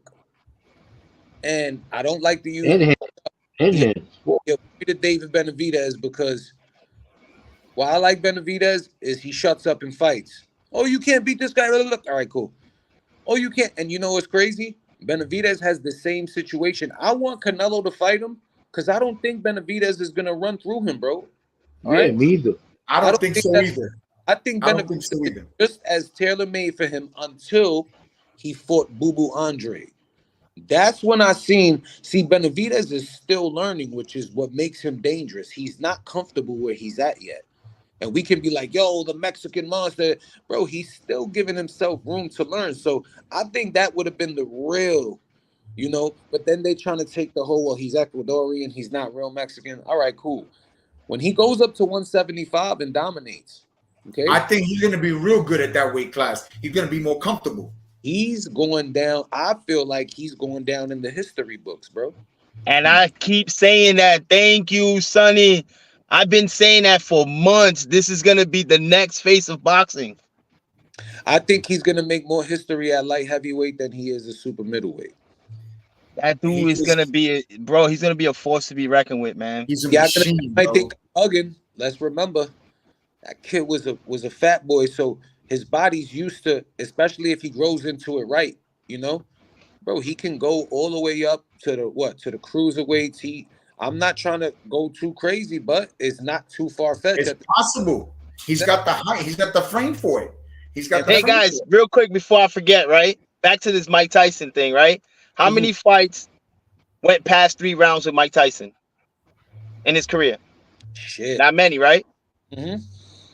Not even half of his fights. Less than half. Well, I'm going to tell you this right now. I'm going to interrupt you here, man, because when I trained the cats, because I told Ray this, I knew I had to change my style, man. I was going in there and I was going full blast from the locker room until like the 3rd round. After the 3rd round, I mean, I was gassed the fuck out. So I'm not saying that was Mike's situation, but if you look at some of the fights that went past 6 rounds with Mike, it didn't turn out the way he wanted it to. Look at the fights that he lost was because he got gassed. And and you know why he got, it's not, he did, put it like this, right? He gave Razor Ruddock hell, bro. That was a 12. He was really in shape for both those fights, right? Yeah. Now, when we talk about the Lennox Lewis fight, he got tired. Lennox Lewis had the Tyson Fury effect where he knew how to lean his weight on you, and that shit is draining. Too big. I'm not a big Lennox Lewis fan whatsoever. Hence the ear. Yep, exactly. Like I'm not, I respect it, you know what I mean? But I'm not a big, I feel like in the same way I'm not a big Tyson Fury fan, bro. You know what I'm saying? I'm not. Sorry. I respect what all fighters do. I just feel like he gets away with a lot of dirty shit. You know what I mean? Yeah, you're right. With a lot of dirty shit. And I just feel like if I had seen something a little new, and there's no disrespect, shout out to Kevin Rooney, but he had his time. So he's still doing that. And it's very telegraphed. You know what I mean? He didn't evolve. Yeah, and it's not like Jake Paul got the skills to counter, but I just feel like just the activity, just the, you know what I mean? Maybe if there was something before it. We're not really seeing no sparring footage, you know? Yeah. Now, remember, I'm not sure if they really 3-minute rounds, though, Danny. You know that. They doing 2-minute rounds. That's another thing. So that's why I say it's like the devil's advocate situation. Yeah. We can't all the way, you know? But I do know 16-ounce gloves. 16-ounce gloves. I do know Mike Tyson, he eats mushrooms and smokes a lot of weed every day. Because if not, he'll probably go back to the, you know what I mean? Yeah, you're right. He bug out. Listen, you brought something up about, different things, you know, shit that happens, you know, people, Mike Tyson, the mushrooms and all that, and how, you know, shit gets corrupt sometimes. Right now, I'm just reading right here, multiple sources, and Rayfield points out that Ryan Garcia tested positive for banned PED, Austrian and BDA testing related on the Haney fight, man. Wow. What was that? What is that? Well, basically steroids, man. You gotta be kidding me, bro. I'm gonna be dead real with you, right? Ryan Garcia fucked up the agenda. So they're gonna try everything in their mother to throw it at him right now. Yeah. That's a fact. You think they lying? Of course. I hope so, man. That guy, that's gonna disappoint me, man. I like Ryan, man. Bro. Well, I'm gonna tell you this. I fought a guy, right? And I'm not gonna mention the names. I don't want to put dirt on nobody's names, but I fought a guy, and the fight before the fight before me, he got accused for doing steroids. He got suspended for some time, and then we fought, and I lost, and no big deal. He probably would have beaten me on any day of the week, right? Let's just say it like that, right? I did take this fight on short notice, but the fight after me, he got caught doing steroids, right? And what do?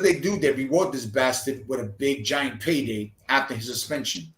I think it's a moot point to point out some shit like that because, you know, I've never done that on any level. I've never done anything. I don't really take vitamins, right? Which I should. But I think, like, I spoke to some NFL players, and he told me that, and this guy's he played in the NFL. He says, when you get on that level, man, if you're not doing something, you're gonna die, right? And these people are successful, and they heal up. You know, people forget, or people don't know. I don't know if you guys know this, but there's steroids that help you get massive, and there's steroids that help you as you lose weight to keep the strength, right? I learned that after certain things. I'm reading things and getting old and stuff like that. But, you know, at the end of the day, man, look, what does a steroid have to do with a left hook? Well, I'm going to be honest with you. First and foremost, get that snack shit out of boxing. You heard? They advertising the hell out that shit.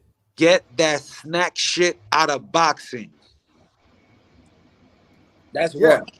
So that little snack program that Devin Haney was on when he fought Regis Prograis, we had a welterweight going in there with a super middleweight.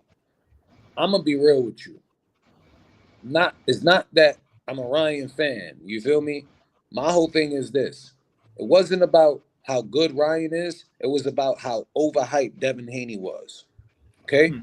Ryan was the first dude that he fought about under 30.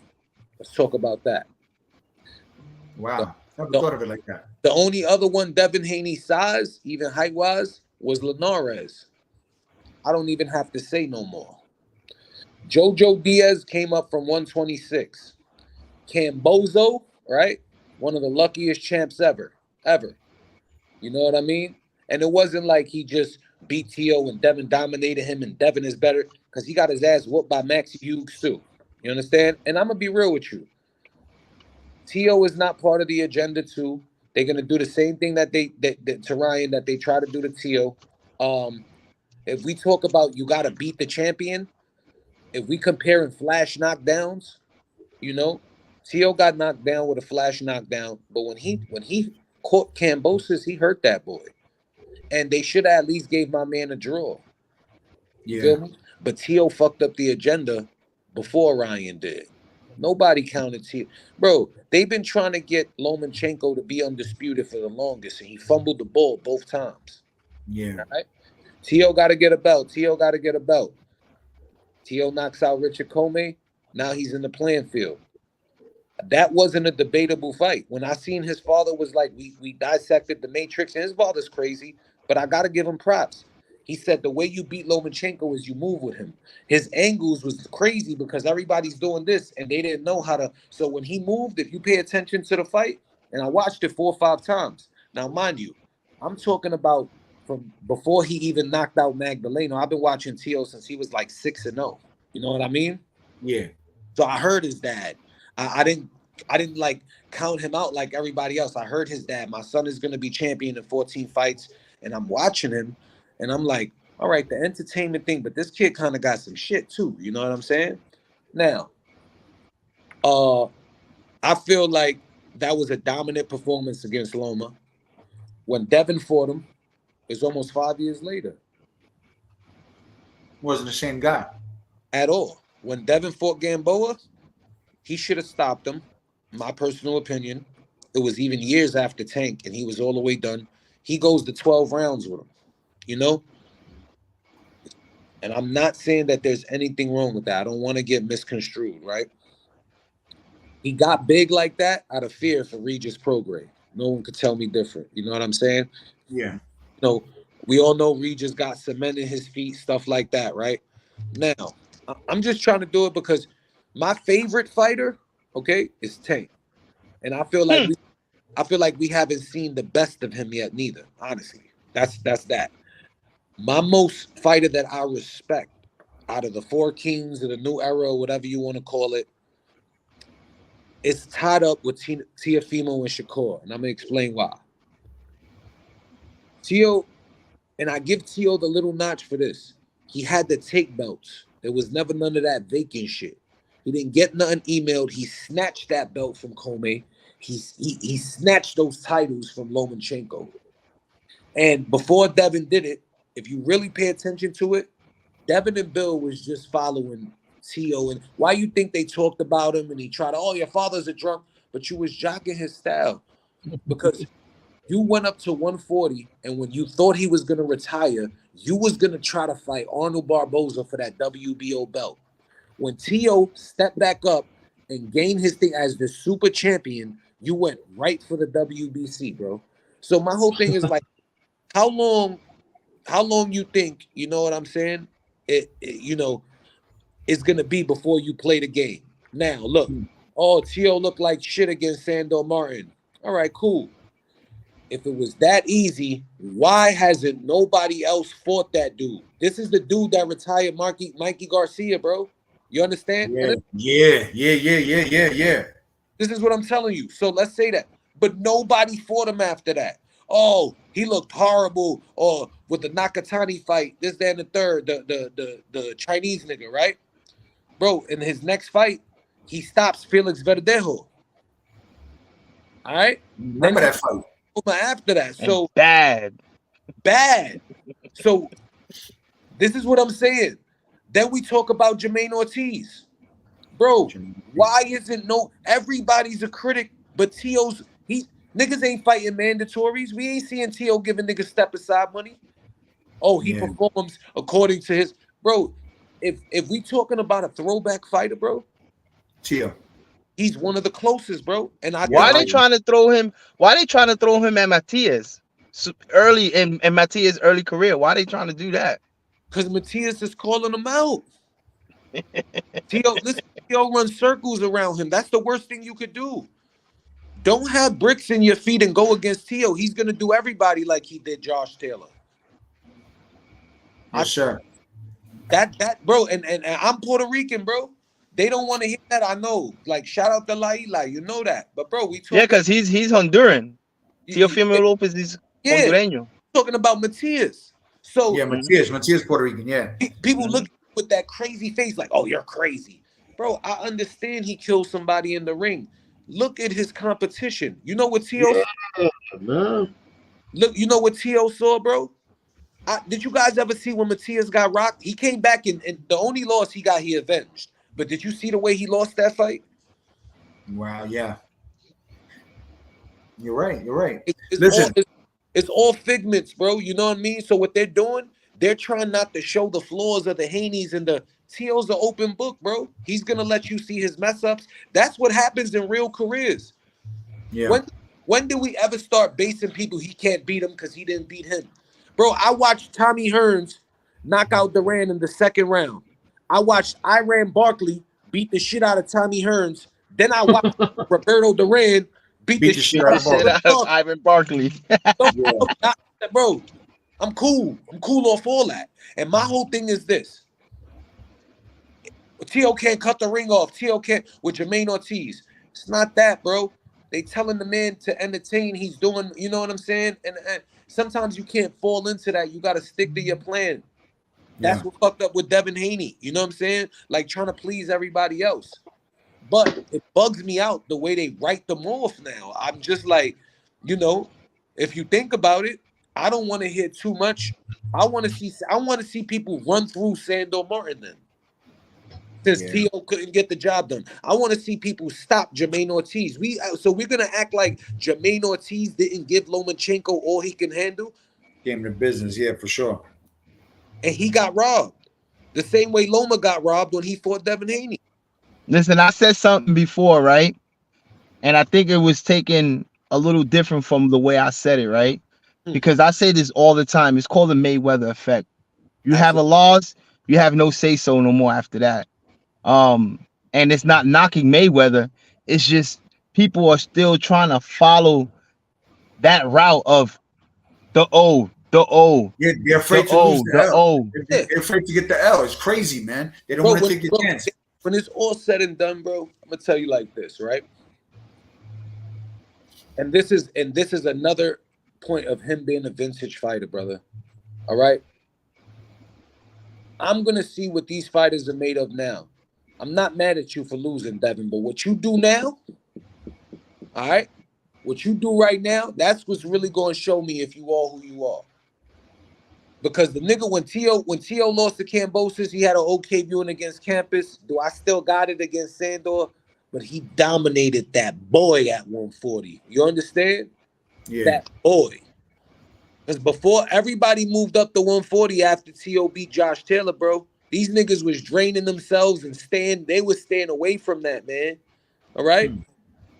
And T.O. gave that boy all he could handle. Josh Taylor, I salute to him. He did no excuses. T.O. was definitely the better man tonight.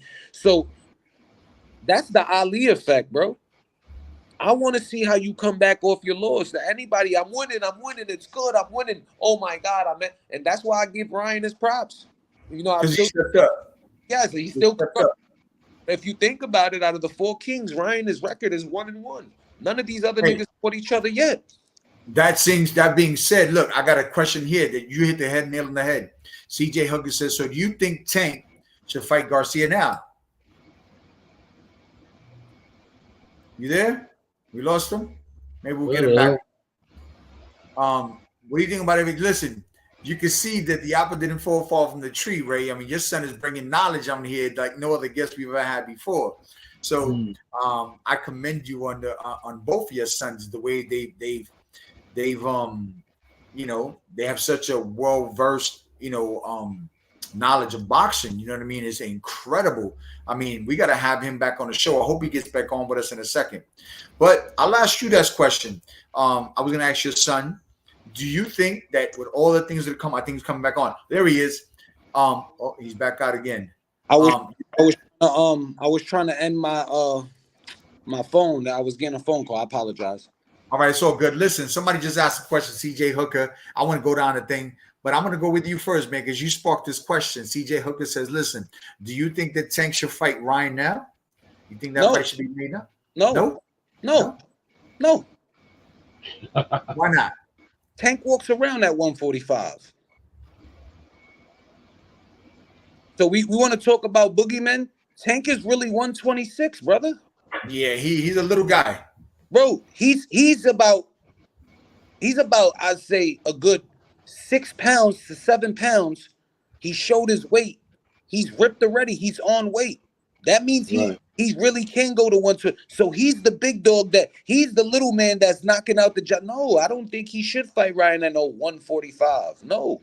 Why are you saying that? Because you feel that when he goes up, he's gonna knock Ryan out? No, hell no. My thing is this. Even when he fought Barrios, when Barrios beat Ugas and became champion, that made Tank's win look so much more. All right, and this is one that me and Baby Bro went against. He's too big for him. I said, height don't fight. I said, Ty, he gonna knock him out with a body shot. He dropped him with other things, but the body shot is what finished. You feel me? Yeah. Now, when they say, oh, but Tank puts the hydration's only 10 pounds. Tank don't do that and then he don't gotta follow the same thing. Tank has them same restrictions, bro. Yeah. So I want to see Ryan. I want to see these fighters, bro. Devin Haney. That's why I knew. I said, bro, you can't crack an egg, bro.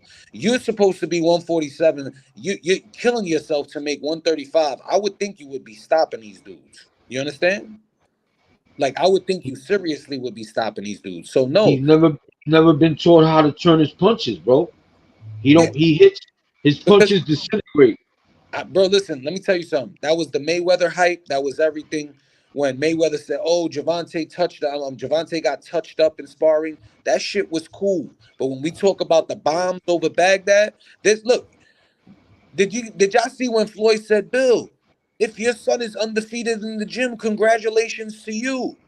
I'm undefeated in real life." You know what I'm saying?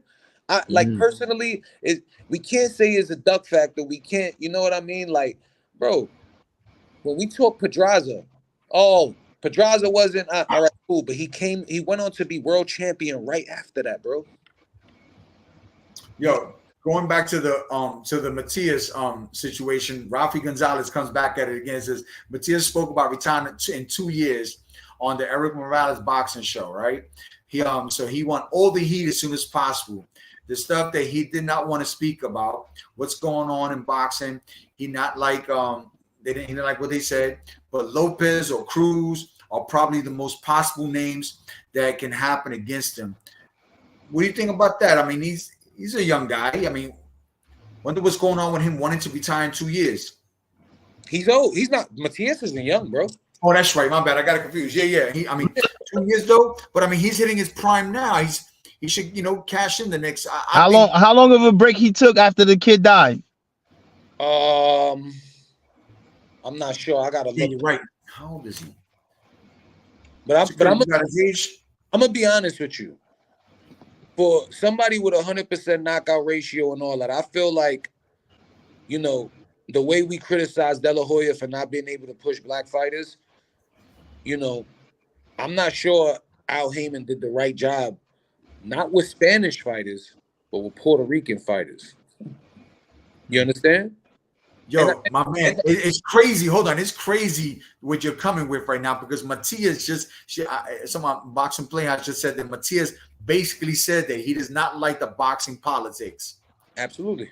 You're hitting. I mean, every cue, like on cue, you're hitting it on the nail on the head, man. Absolutely. I just feel like a bigger fight. The fight for us is going to be Tio and him. That's going to be, but the bigger fight and is going to be the Mexican versus Puerto Rican war, which we know. So Matias and Pitbull is a rock'em sock'em match, back and forth all day. They're right there for each other.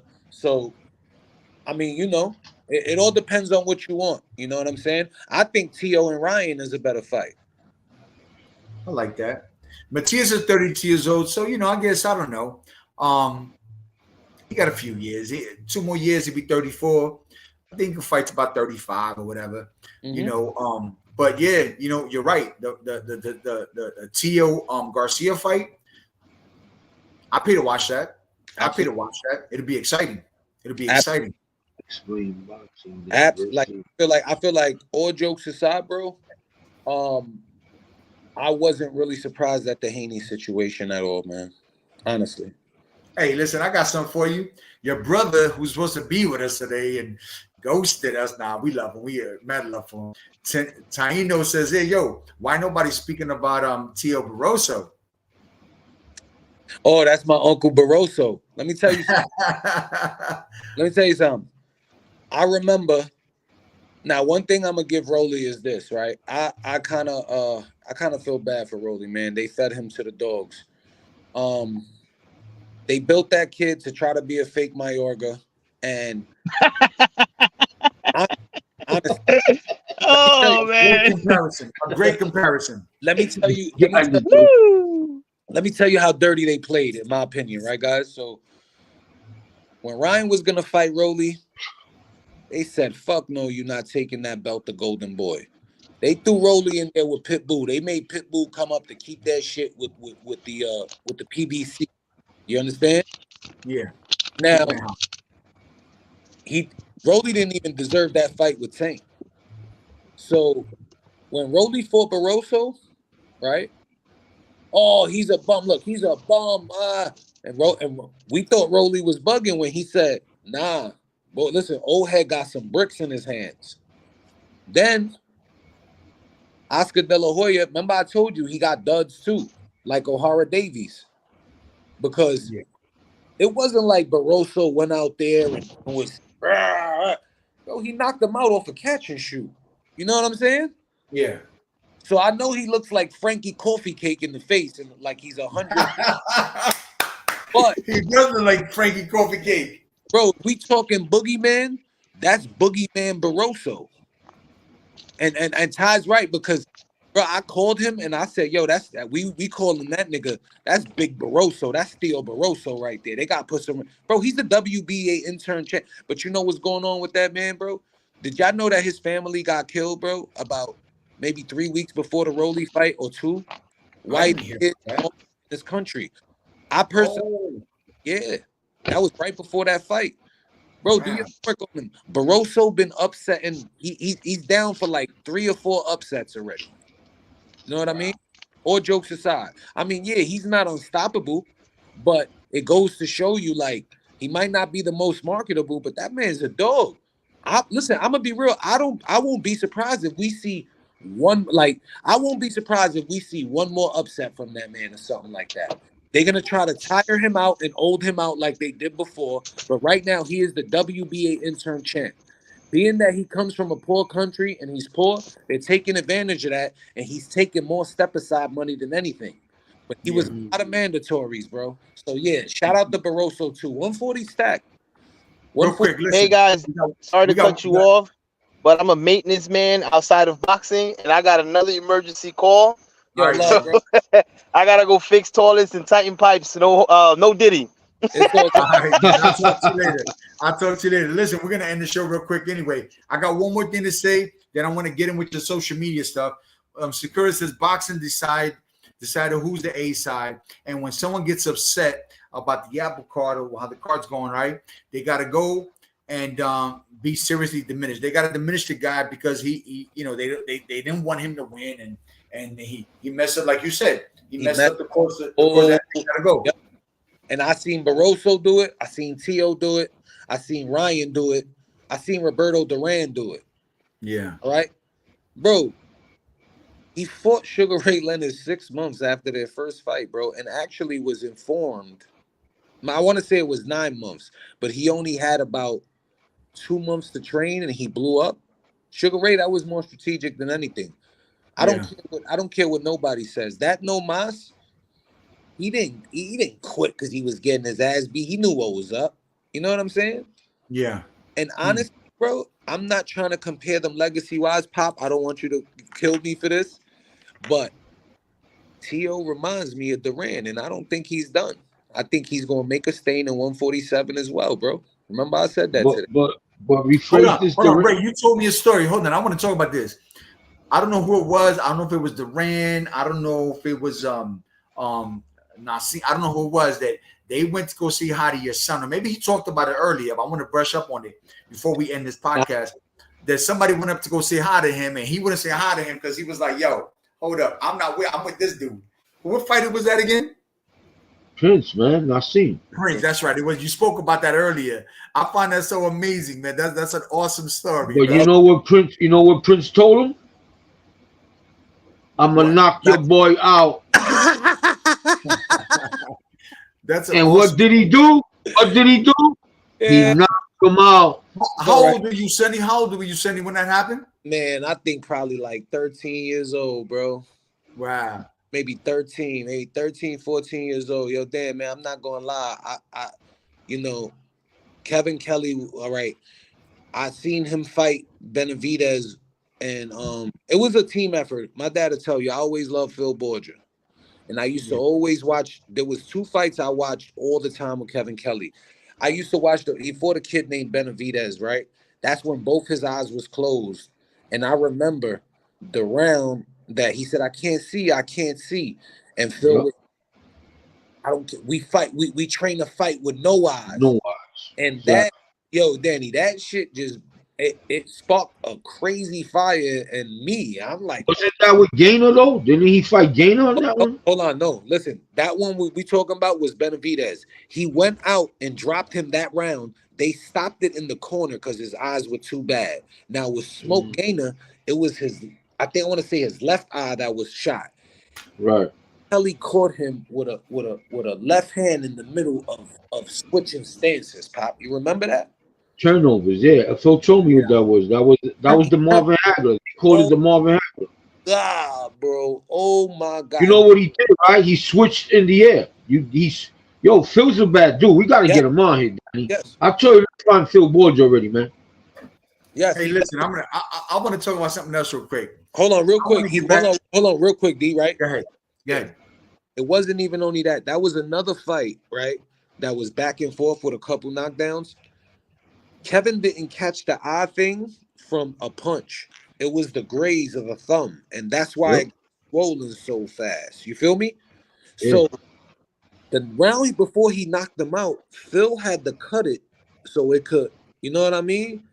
Bro, they're not built for that no more, man. That's why, why I just got a shitload of respect for Tim Tszyu. That's probably gonna be one of the only fighters that might exceed his father's legacy, bro. To be honest with you. Wow. You know what I'm saying? Like, bro, like I thought he was gonna be like, another one of the sons of the fighters that was, because a couple of them don't.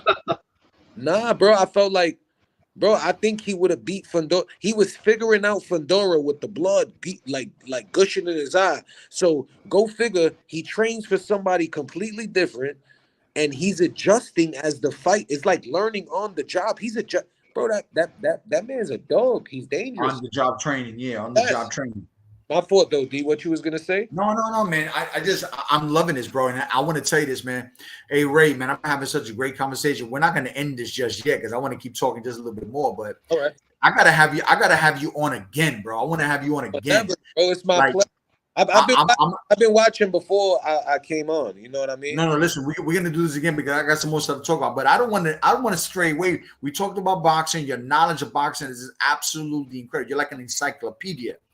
But I also want to talk about your music, man, because we talk about boxing, we talk about your brother, but at the end of the day, the truth of the matter is, bro, you're an incredible artist. You're an artist. Your knowledge is incredible. What's the in your opinion? I've looked up some of your songs, and I've heard some of your music. I was playing some of it in the gym today, before my kid, not the gym, in the arena when we went to go fight today. I was like, yo, this is what I'm gonna have on. I was having a boy. They don't understand English, but they like the music, Now that being said, what's the best? What you think is your best track? Let's put it out there. I want everybody that's watching this right now to go hit it up on YouTube, hit the like button, and subscribe. I would say Keep Pushing. I got a record called Keep Pushing that I wrote. Not write it. Listen, Danny, I don't write none of my music. You understand? Any producer that work with me will tell you. I'm not trying to be like the Jay-Z or Lil Wayne's. The facts is the facts. Everybody from the dome. Yeah, they like, what if it's not hot enough to remember? I've always lived by the if it's not hot enough to remember, then it's not hot enough. Yeah. So basically, I Keep Pushing at a time was shout out to my man Beats by D. This was bro, I knew something was going on. This was pandemic time, but this was like maybe 4 or 5 months before I found out I had cancer, right? And it was almost like a prophecy. You know why? And many blessings to you from overcoming that, bro. You were champ, bro. You were champ. You beat it.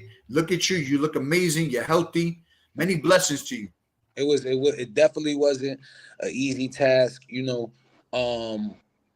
It's life after death, bro. So it's like whatever mishaps I probably had, I left that shit on that chemo table. You know what I'm saying? Like if you thought, just because you knew me don't mean you know me. Like I live by that now. If there's one thing I don't play with is my time, especially right now. There's no more waiting to next week because when it's all said and done, next week wasn't almost here at one time. You know what I mean? So like I said, and it goes back to what we talked about in the beginning. Had I not gained the strength to be mentally strong from boxing, period, I wouldn't have had that strength to overcome what I overcame, bro. You know what I'm saying? You see what Sakura wrote here, man? She goes, wow, cancer survivors. That's the highest form of fighters there is, man. And you know what? That's true. That's 100% true. I died with non-Hodgkin's lymphoma, right? When I found it was at a late stage 4. Look at my options. You feel me? You can come with us and you can do this chemo for the next 6 months. I was not trying to do it. You know what I mean? Come with us, you do this chemo for the next 6 months, and there's a chance you might beat it. If you don't do How old were you? You won't. This was like 3 years ago. Wow, man. God bless you. I was fighting it for a year, and I've been clean officially 29 months. Exactly. December 18th is the day I found out I was cancer-free. So I celebrate that a week before Christmas every year. You know what I'm saying? That's an awesome Christmas gift. That's a fact. The second option was if I don't do the chemo, I wouldn't even see 6 months. All right. Now,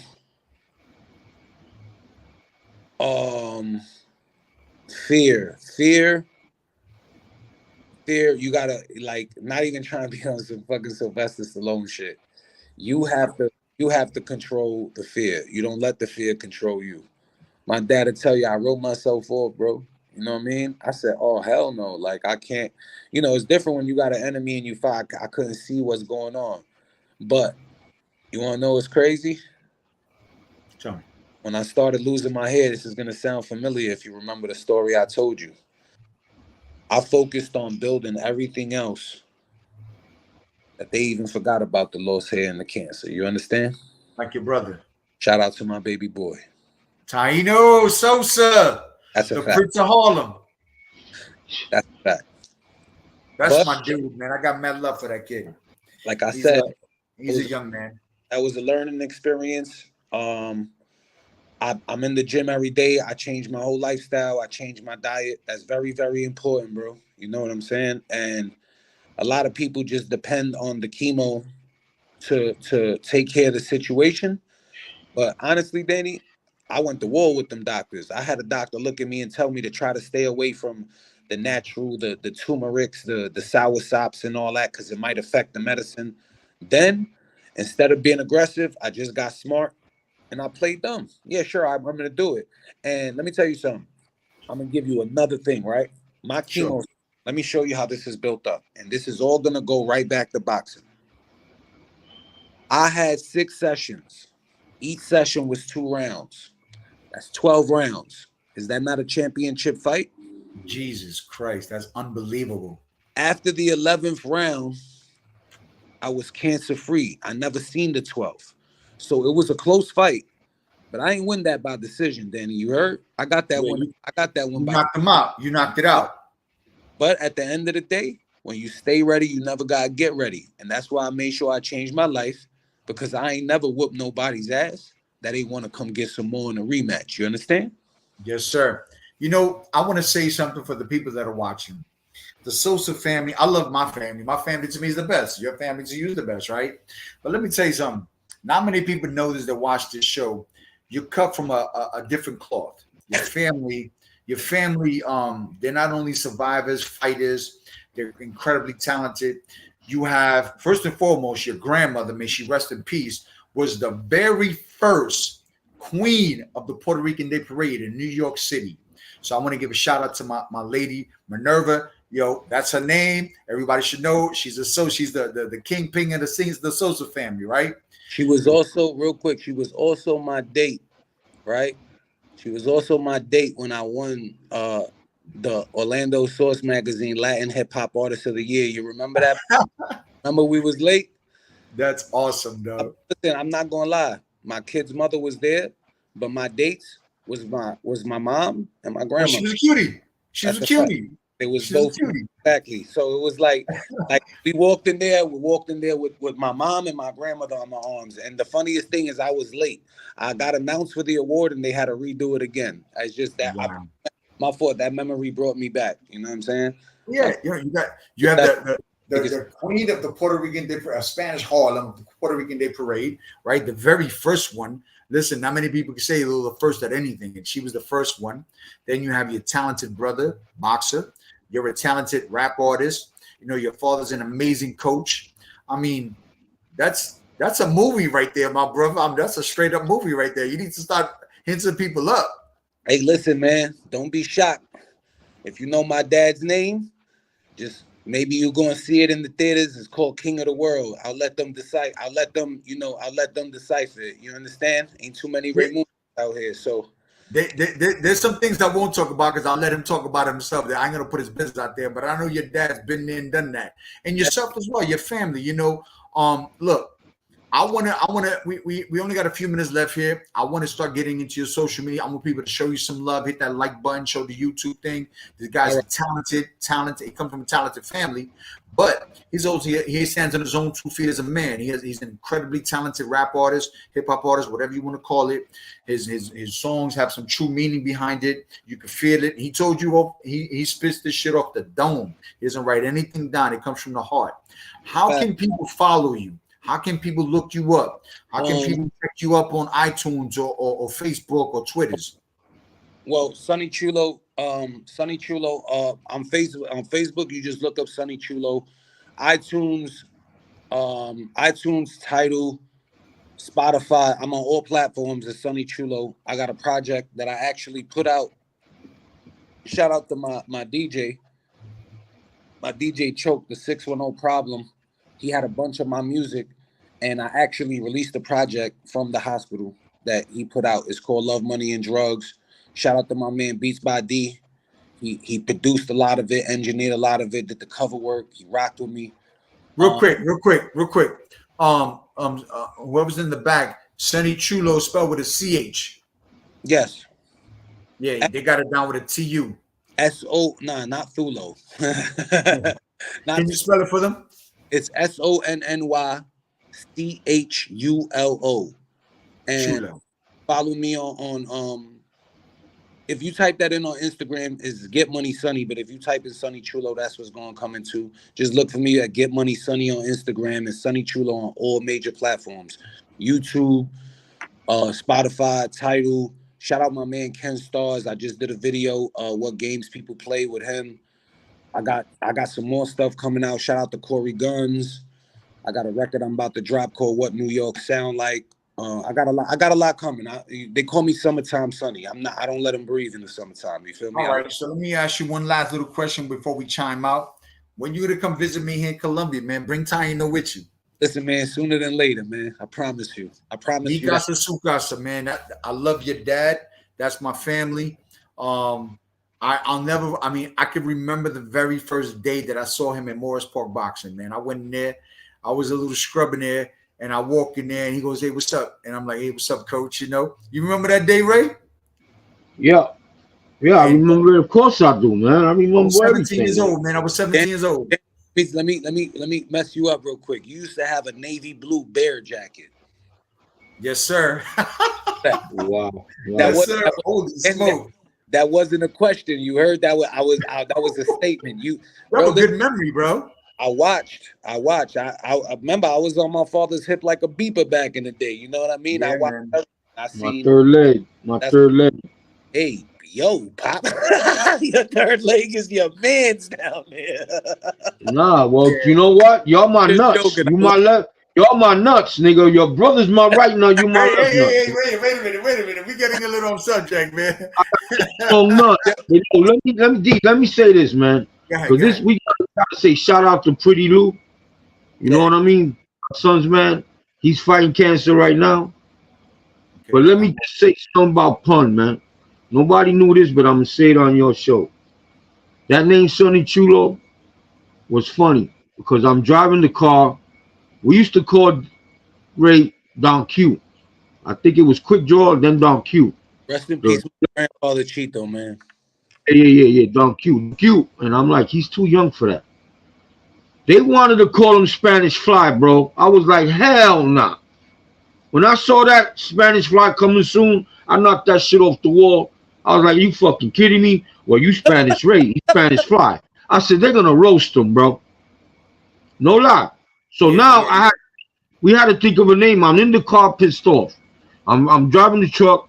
Shout out to Breaks, my nephew, Ray's brother, cousin. Shout out to Breaks too. Yeah. DJ with Khaled in them. So I'm driving. Listen to this. We're gonna end it with this. We hear this song. Remember, I'm hip hop, but I'm kind of still in my days. So Big Pun comes out with some verse talk about study judo. So I say, yo, Ray, who's Sonny Chulo? He goes, Pop, nobody. He's saying study judo.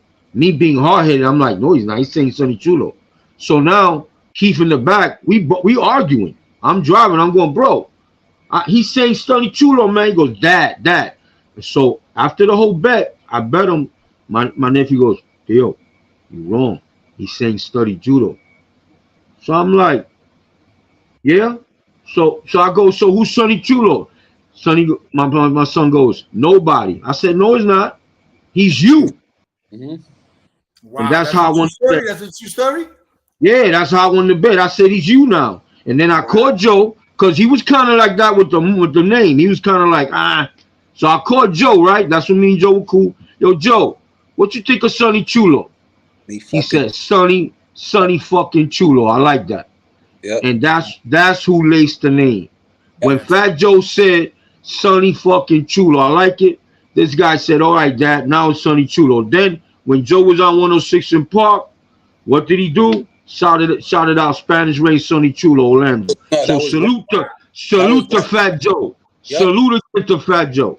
Listen, that was Rap City. And then listen, when I'm coming up at that time, and it just set a certain bar. You know what I mean? So being able to open for Joe and doing them situations, like I learned that from him. All right, we gotta do intros. All right, so his hype man is getting every last word. All right, it's just like studying, bro. Like sometimes when you make something look easy, you know, then people try to do it because you make it look so easy, and they get mad at you when they find out it wasn't as easy as they thought it was. You know what I'm saying? There's a lot of work into that shit.